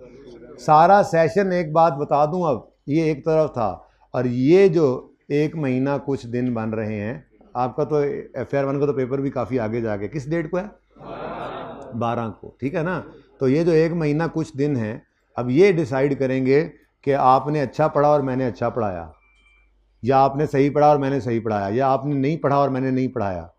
सब कुछ पीछे रह जाना है अगर ये आखिरी महीने के अंदर आपकी मेहनत ना हुई तो। अल्लाह आप लोगों को सेहत से रखे, अपनी सेहत का ख्याल रखना है और सिर्फ पढ़ना है। इस सवा महीने में सिर्फ पढ़ाई वाला काम हो। इसके अंदर जो बच्चे भी एवरेज चलते रहे हैं, क्लासेस पढ़ ली, टेस्ट दे दू लिए, कभी पास हो गया कभी ना हुआ, ये सब वो बच्चे हैं जो पास होने वाले हैं। मैं दावे से कह रहा हूँ इंशाअल्लाह पास होंगे, लेकिन ज़रूरत है आखिरी महीने की मेहनत की। और अगर आखिरी महीने मेहनत कर लेंगे तो ये सारे एवरेज स्टूडेंट्स भी पास हैं, और आखिरी महीने मेहनत ना करें तो जितने ब्रिलियंट से ब्रिलियंट स्टूडेंट भी बैठे होंगे फारिग हो जाएंगे, रिज़ल्ट गड़बड़ हो जाएगा। ठीक है, तो प्लीज़ इस आखिरी महीने की अफादियत को समझिए। यहाँ पे सारे हीरो ज़ीरो हो जाते हैं और काफ़ी ऐसे ही बस मेरे जैसे नालायक से वो हीरो भी बन जाते हैं पास होकर इस एक महीने की मेहनत करके। ठीक है, करेंगे ना इंशाल्लाह। तो वैसे ही मेरे जहन में आ गया कि देखो हमने पैराज को भी हाईलाइट किया था यहाँ से पढ़ के और MCQs किए थे, और ये जुल्म हो गया मेरे साथ, शुरू में चला गया, आखिर में, सॉरी। अच्छा जी, सब्सीक्वेंट एक्सपेंडिचर पेज 114 पे आपको याद है मैंने आपको कॉस्ट डिटर्मिनेशन के अंदर कहा था कि इनिशियल मेजरमेंट होती है एट कॉस्ट, वो यहाँ पे पढ़ा भी था हमने, फिर वो हाईलाइट किया हुआ स्टैंडर्ड में ये सारा। इनिशियल मेजरमेंट किस पे होती है जी? इनिशियल मेजरमेंट किस पे होती है? At its cost. कॉस्ट में ये होता है, ये होता है। फिर मैंने पैराज हाईलाइट करवा दिए थे, जब याद हो गया था आपको, आदत के मुताबिक जब याद हो गया था आपको तो मैंने पैरा हाईलाइट करवा दिए थे। टेंशन न लेना, कभी परिचय में आ जाए तो ये पैरा खोलोगे तो वहाँ पे सारा पड़ा हुआ है, याद आ रहा है? अच्छा, अब ये क्या है? Initial measurement. जब पहली बार एसेट लेते हैं तो उसकी कॉस्ट में ये चीज़ें शामिल कर लें, उसको ऐड करके कैपिटलाइज कर लें, यानी एसेट रिकॉर्ड कर लें। भाईजान एसेट रिकॉर्ड कर लें, ठीक है? कर लें हम। अच्छा, अब एसेट रिकॉर्ड हो जाता है तो चलना शुरू होता है। अब मैंने कहा था चलते वक्त फिर सब्सीक्वेंट एक्सपेंडिचर उस पर इनकर होते हैं, ठीक है? वो सब्सीक्वेंट एक्सपेंडिचर जो है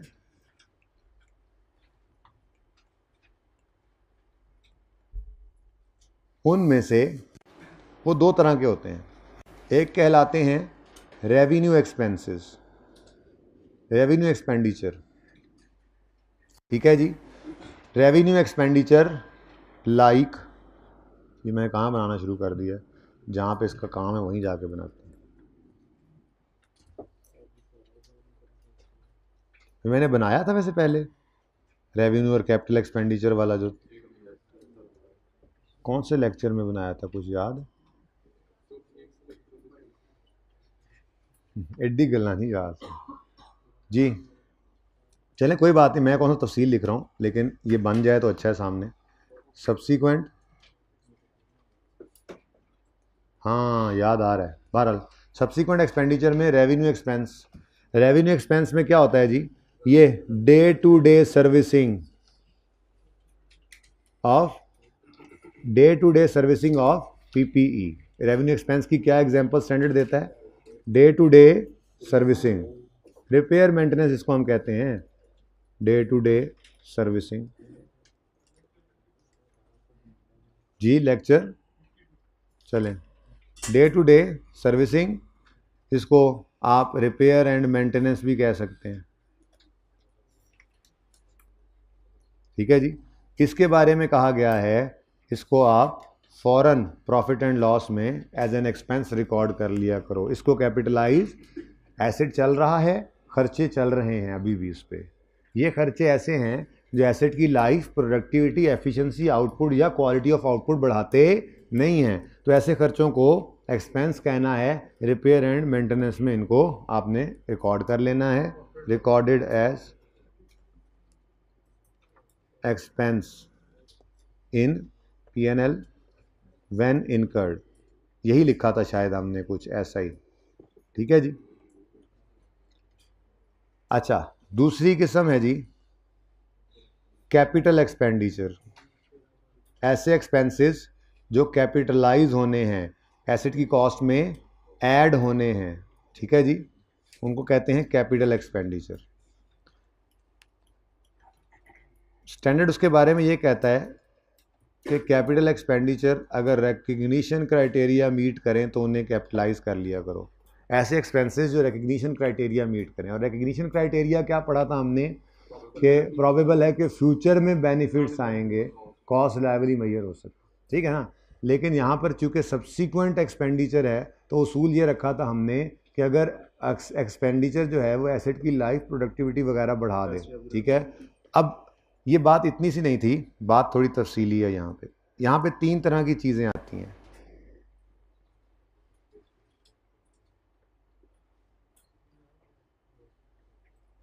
या तो वो इम्प्रूवमेंट ऑफ एसेट है,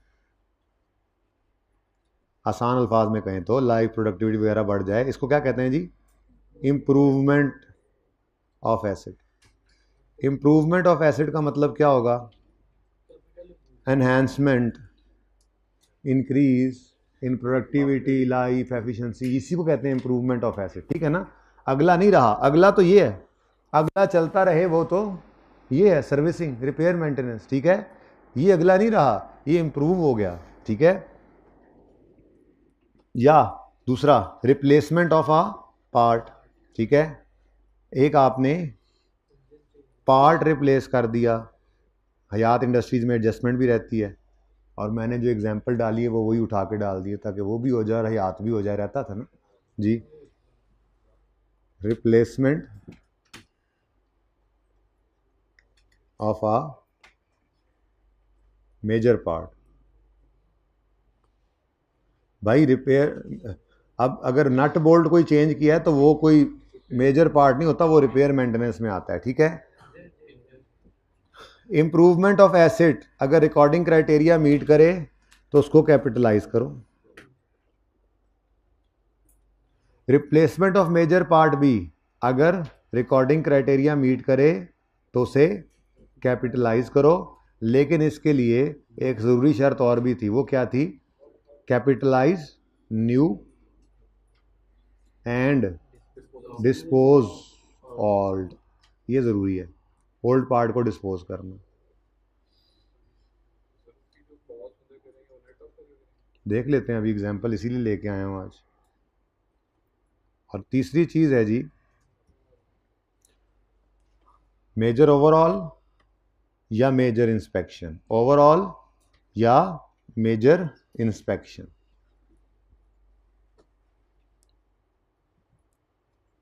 देखें जी, ओवरऑलिंग का मतलब ये होता है कि एसेट अपनी कैपेसिटी से बेहतर चलने लग जाता है। ओवरऑलिंग एक ऐसा हम उसके साथ ट्रीटमेंट करते हैं, वो एनहांस हो जाता है। एग्जांपल्स में जाके देखते हैं। और मेजर इंस्पेक्शन ये नॉर्मली इस किस्म की चीज़ों में होती है, जैसे हवाई जहाज़ वगैरह हैं, तो हुकूमत की तरफ से उन पर पाबंदी होती है कि मिसाल के तौर पे हर तीसरे साल आपने, हर 3 साल के बाद आपने मेजर इंस्पेक्शन करवानी है, सारा पुर्जा खोल के जहाज़ का चेक करते हैं, ठीक है। मतलब रिस्की काम है ना, तो ये इनके ऊपर पाबंदी लॉ के अंदर लिखा हुआ है एविएशन के कि इतने साल बाद हमारे मुल्क के अंदर चलने वाला जो जहाज़ इधर उड़ना चाहता है उसकी इंस्पेक्शन हर 2 साल होनी चाहिए, मिसाल के तौर पे, ठीक है। तो 2 साल बाद ये जो कॉस्ट इनकर हो रही है ये ज़रूरी खर्चा है, इसके बगैर एसेट चल नहीं सकता।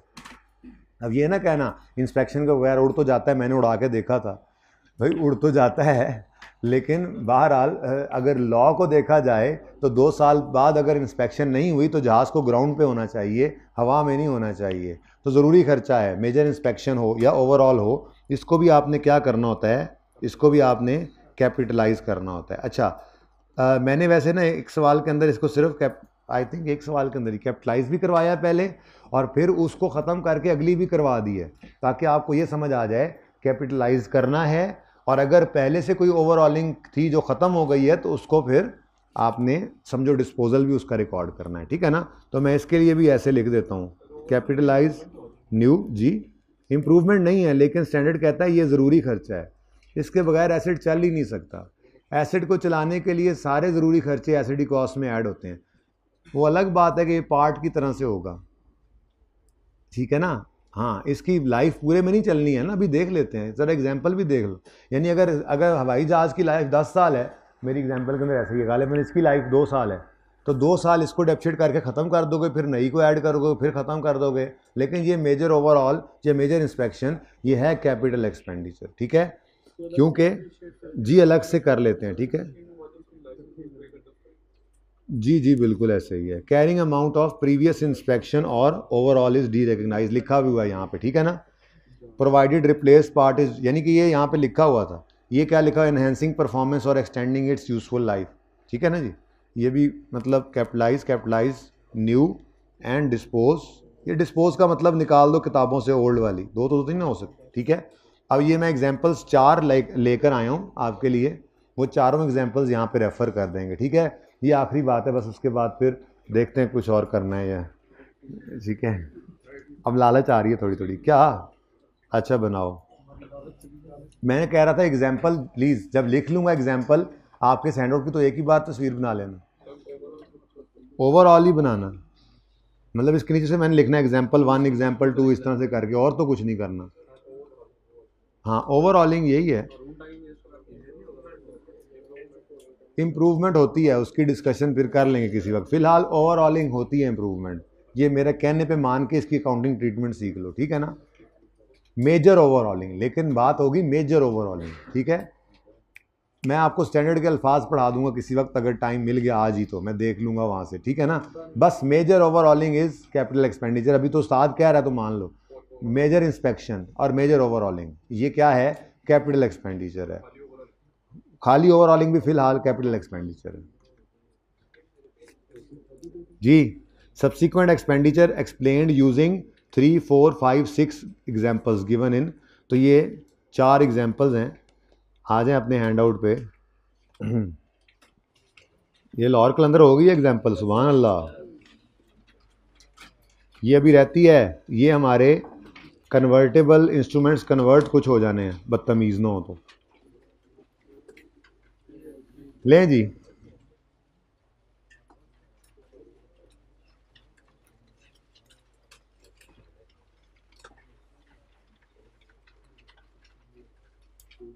इधर देखें जी, an entity purchases for 100,000 a second hand delivery vehicle. मैं एंट्रीज करवाऊंगा नहीं, आपसे सिर्फ डिस्कस करूंगा। मैंने आपके लिए की है एंट्री, सारी रात लगाने का मकसद ही यही था कि आज टाइम कम लगे ना, ठीक है। अच्छा, an entity purchases for 100,000 a second hand वाला delivery vehicle that has an old, पुराना सा engine. The entity has the old engine overhauled a few days after acquisition at a cost of 20,000। अब ऐसी बात सवाल में लिखेगा। असल में ना, जब हम इस अजम्पशन पे चलते हैं ना कि सवाल हमें लटका देगा हवा में, तो हम परेशान होते हैं। भाई ऐसा शाज़ो नादिर होता है, गलती से कुछ रह जाए तो वो कभी कभार होता है, वो फिर जब होता है तो सबके साथ ही होता है। फिर जो अजम्पशन लोगे इंशाल्लाह ट्रीटमेंट के मार्क्स मिल जाते हैं, लेकिन ऐसा होता नहीं है। सवालों के अंदर बात बताई जाती है सारी की सारी, ठीक है ना। ओवरऑलिंग होगी तो वो आपको इंडिकेशन दे देगा, ठीक है। लेकिन लफ्ज़ मेजर ओवरऑल लिखा हो तो मेरा मशवरा यही है कि उसको कैपिटलाइज करना। वैसे वो ये बात लिख देगा इस तरह की, ठीक है। कहता है जी हमने पुराने ऐसे बिल्कुल ही इंजन, वो कहते नहीं इंजन होने वाला हुआ था, मोटरसाइकिल तुम्हारी का इंजन होने वाला हुआ था, इस तरह का कोई मामला था, वॉर्न आउट, उसको हमने ओवरऑल करवाया है। और overhaul is performed in order to extend and useful life. तो ये तो एक मिनट कहाँ पे बना रहा था, ये तो ये बन गया, इम्प्रूवमेंट ऑफ एसिड में आ गया है। ओवरऑलिंग तो यहाँ पे फॉल कर गया, अच्छी बात है, ठीक है। क्योंकि अगर इधर फॉल करेगा तो उसकी अकाउंटिंग मैंने अभी सिखानी है, वो मैं आपको मेजर इंस्पेक्शन में सिखा देता हूँ, ठीक है। बात तो एक ही है, ओके। ओवरऑलिंग इसके साथ वो लिख देता है, लेकिन बहरहाल ओवरऑलिंग अगर कैपिटलाइज होनी है तो वो इम्प्रूवमेंट ऑफ एसिड ही कहलाएगी। इधर तो मेजर इंस्पेक्शन को ही डालना ज़्यादा मुनासिब है, तो मैंने इसीलिए एग्जाम्पल इसी तरह की आपके लिए पिक की थी, ठीक है जी। अच्छा, briefly explain if 20,000 must B, ये मैंने इसीलिए ना ये अंग्रेज़ी लिखी रहने दी थी आप जैसों के लिए, अपने जैसों के लिए भी, मतलब जिनके ये सवाल उठना ही उठना था ओवरऑलिंग को देखकर कि यार ओवरऑलिंग से क्या फ़र्क पड़ता है, ओवरऑलिंग उर्फी आम होता है, ओवरऑलिंग करवा ली यार मैंने मोटरसाइकिल की। ऐसे नहीं होता, उन्होंने बाकायदा लिख के बताया कि लाइफ बढ़ेगी। वो कह रहे हैं briefly explain if 20,000 must be capitalise to the vehicle and provide relevant journal entries. तो पहली बात बताया गया, the cost of overhaul is reliably measurable. जाहिर सी बात है, गिवन है 20,000 है। Since original engine was old and this overhaul cost was incurred to extend its useful life, there are probable future benefits associated with this item. The recognition criteria are thus met and overhaul cost should be capitalise.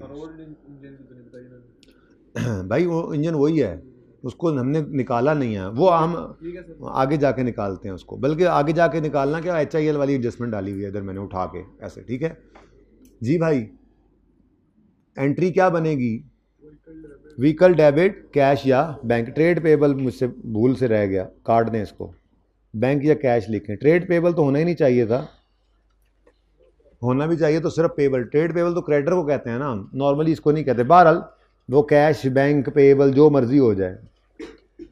अच्छा, क्या है जी, payment for engine overall. अच्छा, अब इसके आगे कोई entry नहीं की, उसकी वजह ये है कि बस अभी अभी गाड़ी खरीद के साथ ही ओवरऑलिंग करा ली है ना, ठीक है। और अब ये इंजन इसी गाड़ी के साथ ही जाना है, ठीक है। तो जब गाड़ी बेचेंगे तो इंजन भी चला जाएगा, तो जो इस गाड़ी की लाइफ होगी वही इस इंजन की लाइफ होगी। बस फ़र्क सिर्फ ये हो गया कि गाड़ी हमारी 120 की है, ना कि सिर्फ 100 की। 100 रुपये दिए थे, 20 रुपये की ओवरऑलिंग करवाई, तो हमारा ये एसेट तो 120 का ही हो गया ना। अगर वाले सवाल वैसे करने नहीं चाहिए, लेकिन चलें करें, अगर के बगैर करें, ज़रा कोशिश करें।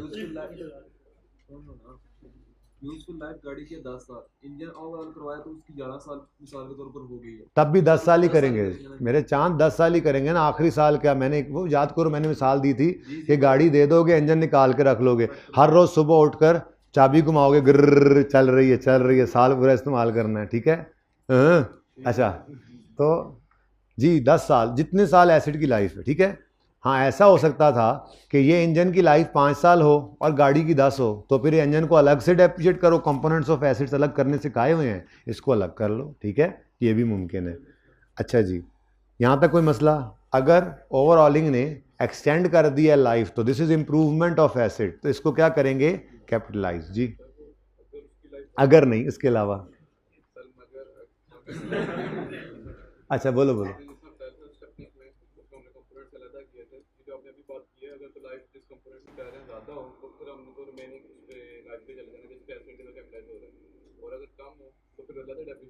ऐसा कर लेना ना, फिर ख़त्म हो जाएगा, अगले सवाल में है ये काम, देख लेते हैं। नहीं बदलता, अभी देख लेते हैं ना, एंट्रीज देखेंगे तो तसल्ली हो जाएगी कि अगर ये अलग होता तो। ट्रीटमेंट क्या बदलेगा, डेप्शन एक्सपेंस आज भी डेबिट होना है, एक्यूमडेशन आज भी क्रेडिट होना है, लेकिन हाँ तो डेप्शन लहदा करोगे ना, उस कंपोनेंट की लहदा कर लो। मेरे चांद, अगर ये 20,000 की 5 साल लाइफ है और उस 1 लाख की 10 साल लाइफ है, तो वहाँ से 10,000 डेप्शन निकलेगी और इस हिस्से की 5,000 कितनी, 4,000 निकलेगी। 5 साल लाइफ बोला, 5 साल बोला था, 4 निकलेगी, तो 10 जमा 4 14 आपका डेप्शन एक्सपेंस डेबिट, और 14 का 14 इस डिलीवरी वैन में क्रेडिट होगा। लेकिन जब 5 साल पूरे हो जाएंगे, अगला सवाल देख लेते तो समझ आ गई होती, जब 5 साल पूरे हो जाएंगे तो आप इस पार्ट को डिस्पोज कर देंगे, नया पार्ट आ जाएगा, फिर वो आगे चलता रहेगा, कोई फ़र्क नहीं पड़ना अकाउंटिंग को। फिर 10 साल पे रोक देते, क्योंकि इंजन अलग छोड़ नहीं देते, इंजन ने तो साथ ही निकलना है। आप मुझे ये बता रहे हो कि ऐसा किया था कहीं पे? नहीं, वो आप खुद देख लेना, हमने डिसाइड कर लिया आपस में। मतलब मैनू आप नहीं याद आ रहा कि कितना सी हमें, मैं परेशान हो गया, कोई और भी परेशान हो सकता है। आपको अच्छी बात है, कोई बात पता लग गई, लेकिन मैं तो भाई रिस्क नहीं ले सकता। भाईजान ये समझ आ गया है ना, बस ठीक है, ये समझाने दो मुझे, बहुत रिस्की काम है। वैसे क्या किया था, मैं वैसे शौक पैदा हो गया एकदम से। हाँ, लेकिन वो बहुत टफ बात है, ये मैंने आसान तरीके से यहाँ समझा लिया, मत छेड़ो भाई, ऐसा कुछ नहीं किया था कहीं, चुप चुप है। व्हीकल इंजन सर्विस, और भाईजान ये जो व्हीकल में इंजन डलाया है, इसकी एहतियात भी करनी है। हाइब्रिड वाले कौन कौन सो रहे हैं, वो हाथ नीचे ना रखें, यानी हाथ ऊपर हैं और ये सो रहे हैं, यानी जुमला नहीं समझ आया, यानी कि ज़हनी तौर पे सोए हुए थे। अच्छा चले, अच्छा कौन कौन जाग रहा है, हाथ खड़ा करें। अच्छा कौन कौन सो रहा है, वो हाथ खड़ा करें। 2-3 ने हाथ खड़ा कर दिया, माशाअल्लाह। अच्छा सुने भाई साहब, ये जो इंजन ओवरऑल करवाया 20,000 लगा के, बात सुनो, इसके लिए एहतियात भी अब ज़रूरी है, कुछ एहतियात भी करो अब, ठीक है। इसकी ऑयल ट्यूनिंग वगैरह टाइम पे करवानी है, तो सर्विसिंग की हमने इंजन की, ठीक है। The engine in prior example number 3, ठीक है ना, has its engine serviced 6 month later eight a cost of 5,000। अब इसका क्या करें, सर्विस करवाया इंजन, ट्यूनिंग ऑयल कराया है 6 महीने बाद, आउट, ठीक है। Briefly explain whether 5,000 must be capitalise to the vehicle, no no. The cost of service is reliably measurable, cost तो रिलायबली मैयरेबल है, लेकिन फ्यूचर इकोनॉमिक बेनिफिट्स कोई नहीं आने एडिशनल, वो तो बस इसी को चलाने के लिए है, ठीक है। However, we conclude that servicing cost will not lead to a probable inflow of future benefits, although the cost of servicing an engine is incurred in pursuit of future benefits, ताकि हमारा ये व्हीकल चलता रहे और फ़ायदा देता रहे। Servicing is needed continuously and thus we cannot argue that there is a sufficiently certain link between cost and future benefits, यानी इस कॉस्ट से अलग से कोई फ्यूचर बेनिफिट आएंगे नहीं, ये रूटीन में चलता है। The recognition criteria are thus not met, which means cost of day to day servicing may not be capitalise and must be expensed instead. Entry नहीं की, मैंने मांगी भी नहीं थी, लेकिन चलो एंट्री कर लो, रिपेयर एंड मेंटेनेंस कर दो, सर्विसिंग एक्सपेंस कर लो, कुछ भी कर लो, डेबिट और कैश या बैंक क्रेडिट।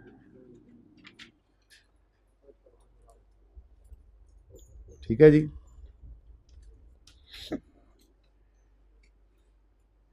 चलें आगे। यार वैसे ना इस इन एग्जांपल्स के बाद भी अगर एक छोटी सी एक आधी एग्जांपल हो जाए तो कोई पहाड़ नहीं टूट पड़ेगा। हाँ वैसे बता रहा हूँ। किसकी? मेरी क्लास है 11:25 पे शुरू होनी। तो जी भाई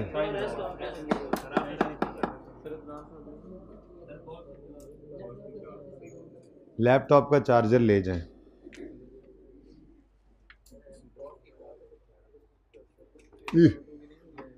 पान ऐप फड़ी हो जरा, बारों बार आ गया। चलो ओके जी। Replacement of a part.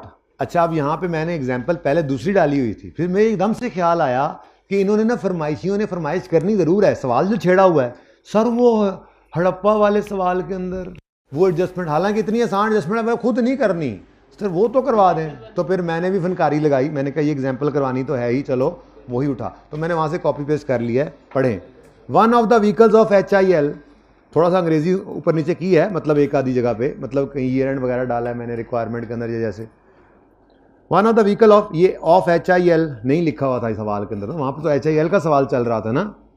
Had an engine failure on यकम January 20 and its engine had to be sold as a scrap of ₹100. The vehicle had been acquired on यकम जनवरी 10 at a cost of, ये माना कि वहाँ पर millions में figure है और हमने 1000 में वो फिगर यहाँ पे लिखी हुई है जो आपके सोल्यूशन में आनी है ताकि सुकून हो जाए, ठीक है ना। ₹12 का एडजस्टमेंट समझो बस। The vehicle was acquired, the vehicle had been acquired on यकम January 18 at a cost of इतना। व्हीकल पूरा, ये इंजन बीच में से गया है। 40% of the cost is attributable to it's.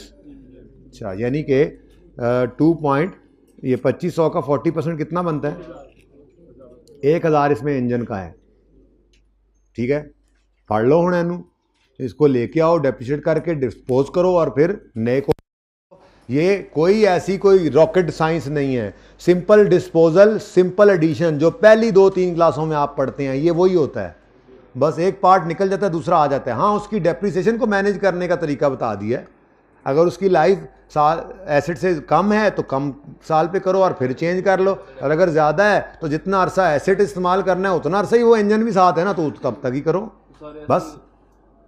गाड़ी की लाइफ 10 साल है, इंजन 9 साल का, आपने रिप्लेस किया पिछले साल और अगले साल वो गाड़ी की लाइफ खत्म हो गई, तो फिर इंजन हमारे पास रहेगा ही नहीं। तो बस 1 साल पे डेप्रिशिएट कर दो, आपको तो फ़ायदा उसने इतने साल ही दिया ना, आप तो अपना फ़ायदा देखो।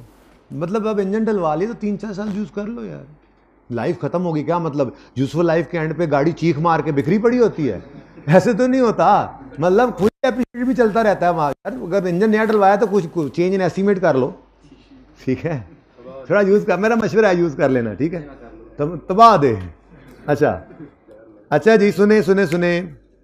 दो the engine of similar capacity was available at a cost of 1200, the old engine was replaced on यकम January 20 with a higher capacity engine.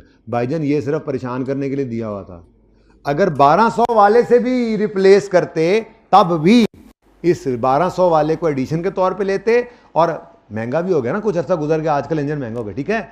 अगर पुराना पार्ट रिप्लेस किया है तो पुराने का डिस्पोजल रिकॉर्ड कर दो, नए का एडिशन रिकॉर्ड कर लो। उसके लिए जरूरी नहीं कैपेसिटी का बढ़ना, रिप्लेसमेंट ऑफ मेजर पार्ट है। 40% कॉस्ट निकल गई है बीच में से इंजन, ठीक है ना। लेकिन उन्हें फिर भी आपको परेशानी ना हो, लेकिन हाँ परेशानी क्या, मुझे लगता है आईकैम ने परेशान करने के लिए ये किया था कि 1200 उठाते हैं या 1800 उठाते हैं।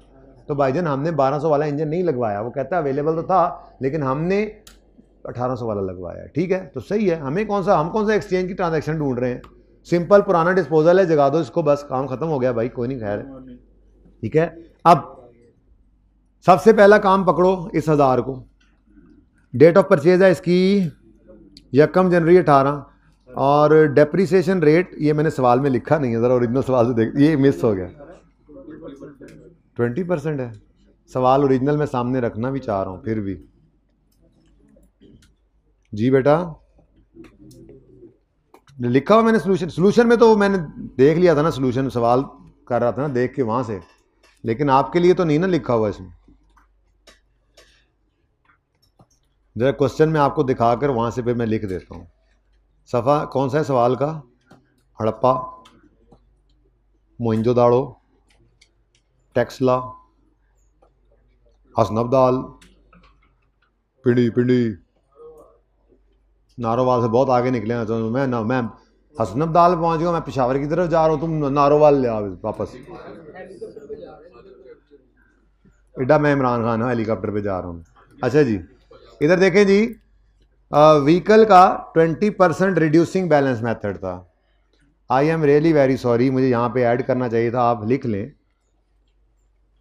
Depreciation rate is 20% reducing balance. ये ना हो अभी क्लास से निकल कर 2-3 बच्चे आ जाएं और कहें सर ये आपने 20% रिड्यूसिंग बैलेंस अज्यूम किया है। नहीं भाई, सवाल में था, मैं लिखना भूल गया था। ठीक है, अच्छा अब मैं पकड़ने निकला था रेट को जी। सबसे पहले 1000 की कॉस्ट पकड़ो मेरे दोस्त, जागते हुए ये काम करना है, बस थोड़ी सी हिम्मत है, ऐसे 10 मिनट की हिम्मत। ठीक है, लगा दो एक हल्की फुल्की, खैर है, चलो अब जाग गए। 1000 रुपये की कॉस्ट पकड़ो, यकम जनवरी 18 को पकड़ो और उसको 20% डेप्रीशिएट करो रिड्यूसिंग बैलेंस में। ये वर्किंग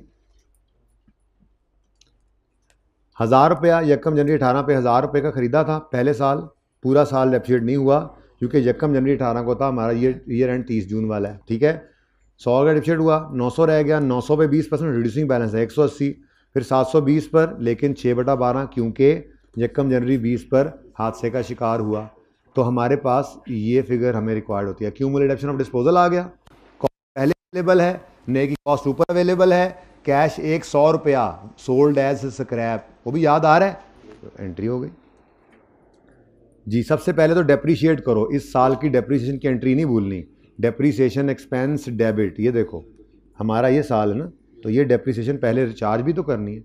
ओ Ahmed, depreciation expense debit accumulated, सोना ही लगा था तुम्हें ना सर, आँख लगने नहीं लगी सी। बस अब 5 मिनट रह गए बस। ठीक है, 11 बजे का कहा था, छुट्टी देने लगा, लंबी छुट्टी इंशाल्लाह। वो जुम्मे के बाद आना सुकून से सही फ्रेश होके, 2:30 बजे यहाँ पे होना, मैंने पढ़ाना शुरू कर देना है। मैं लेट हो जाऊँ कोई मसला नहीं, उसमें नुकसान नहीं है, लेकिन आपके 5 मिनट का लेट होना आपको नुकसान देता है ना बेटा, इसलिए कोई बात नहीं, आप 2:30 बजे इधर होइएगा, मैं वैसे पहले आ जाऊँगा 2:30 बजे से।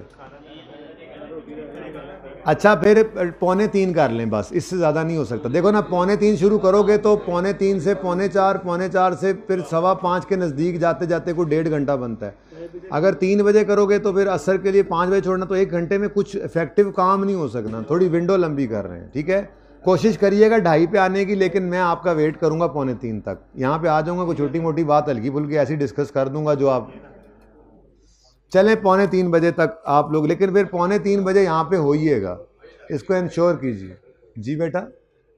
अच्छा जी, depreciation expense debit accumulated depreciation, ग्राही समझ आ रही है तुम्हें? अच्छा, उसके बाद इसको बेचना है 100,000 से, इसकी कॉस्ट क्रेडिट 352 जी। रिड्यूसिंग बैलेंस मेथड का एक्यूमुलेशन से क्या ताल्लुक है? एसेट अकाउंट का बुक वैल्यू पे बनना या कॉस्ट पे बनना, इसका ताल्लुक होता है क्यूमुलेटेड डेप्रिसिएशन से, मेथड का कोई ताल्लुक नहीं होता। मुझे पता है ब्रेक देनी पड़ेगी, लेकिन अब ये काम पूरा कर लें जो शुरू किया हुआ, बस थोड़ी सी हिम्मत कर लो, 5 मिनट ऐसे बस आखिरी जोर मार लो। अब छुट्टी है, पता है 11 बजे ये छुट्टी होनी है आपकी, और 2:45 बजे तक 3.25 घंटे, 3.25 घंटे, ओए होए, नहीं 3.25 है, 4.25 है, 12, 1, 2, बहुत ज़्यादा छुट्टी हो गई। मसला ये बीच में FAR2 है, वरना मैं आपको अभी बुला लेता आधे घंटे में दोबारा। अच्छा जी, एसेट अकाउंट में से एसेट की कॉस्ट क्रेडिट पुराने वाले इंजन की, एक्यूमुलेटेड डेप्रिसिएशन अभी निकाल के आए 352, ये डेबिट, कैश डेबिट और लॉस आ गया। पी का नोट बनाते हुए याद है क्या कहता था मैं आपको? सिर्फ 352 और 1000 से सरोकार है। 1000 एसेट अकाउंट में से क्रेडिट होगा और एक्यूमुलेशन में से 352 डेबिट होगा, माइनस दोनों हो जाएंगे। उसके बाद ना कैश की ज़रूरत ना गेन लॉस की ज़रूरत मेरे PPE के नोट में। बड़ा मसला चल रहा है तुम्हें, ठीक है। उसके बाद सिंपल 1800 का नया एसेट खरीदा है, एसेट डेबिट कैश क्रेडिट, ठीक है, बस इतनी सी बात थी। फिर डेप्रीसिएशन की बारी आई तो डेप्रीसिएशन अब नए की भी तो होनी है। ये माजरत लकीरें सही नहीं लगी,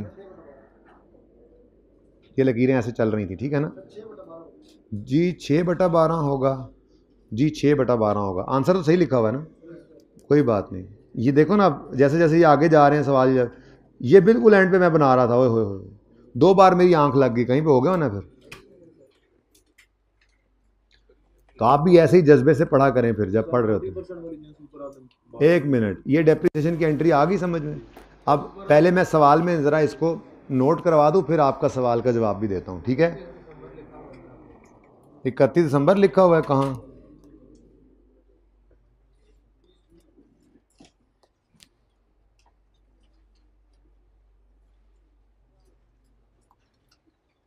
असल में सवाल असल वाला तो और था ना, इसको बदल दिया मैंने, तो फिर थोड़ी बहुत तो बस 30 जी जून 2020।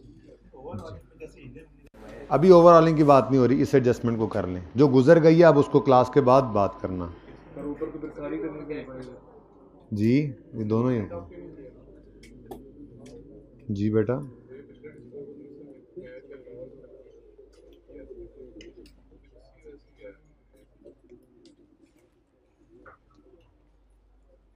यार जब मैं एक बात कर रहा होता हूँ ना, पहले मुझे वो कंप्लीट करने दिया करो, फिर मैं इधर ही हूँ, कहीं नहीं जा रहा, पूछ लेना सवाल।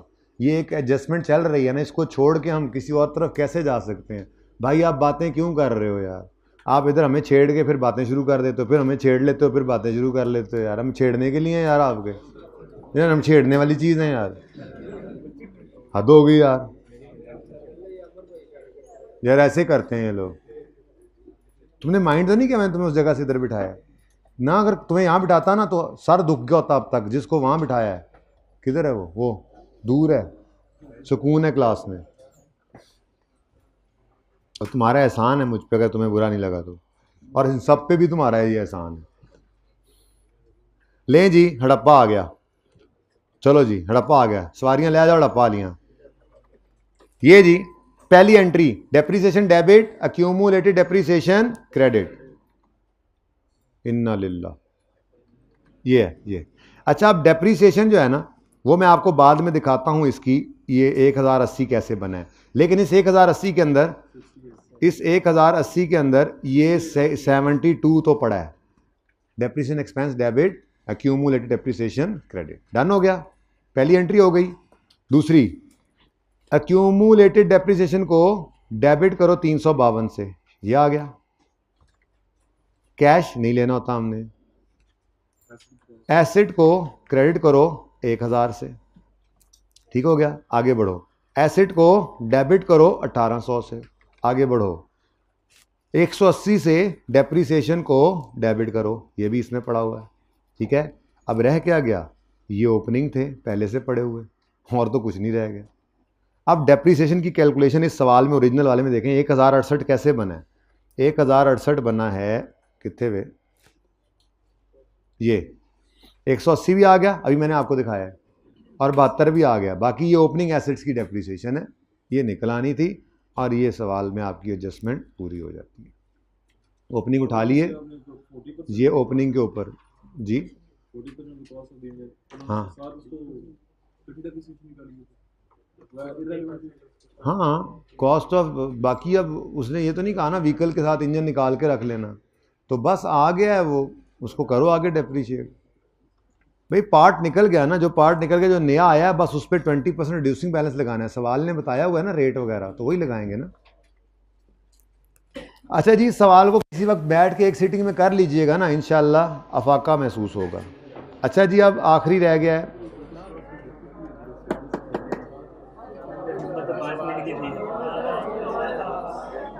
बस कर रहे हैं, सुन लें, नहीं बस कर रहे हैं, सुन लें।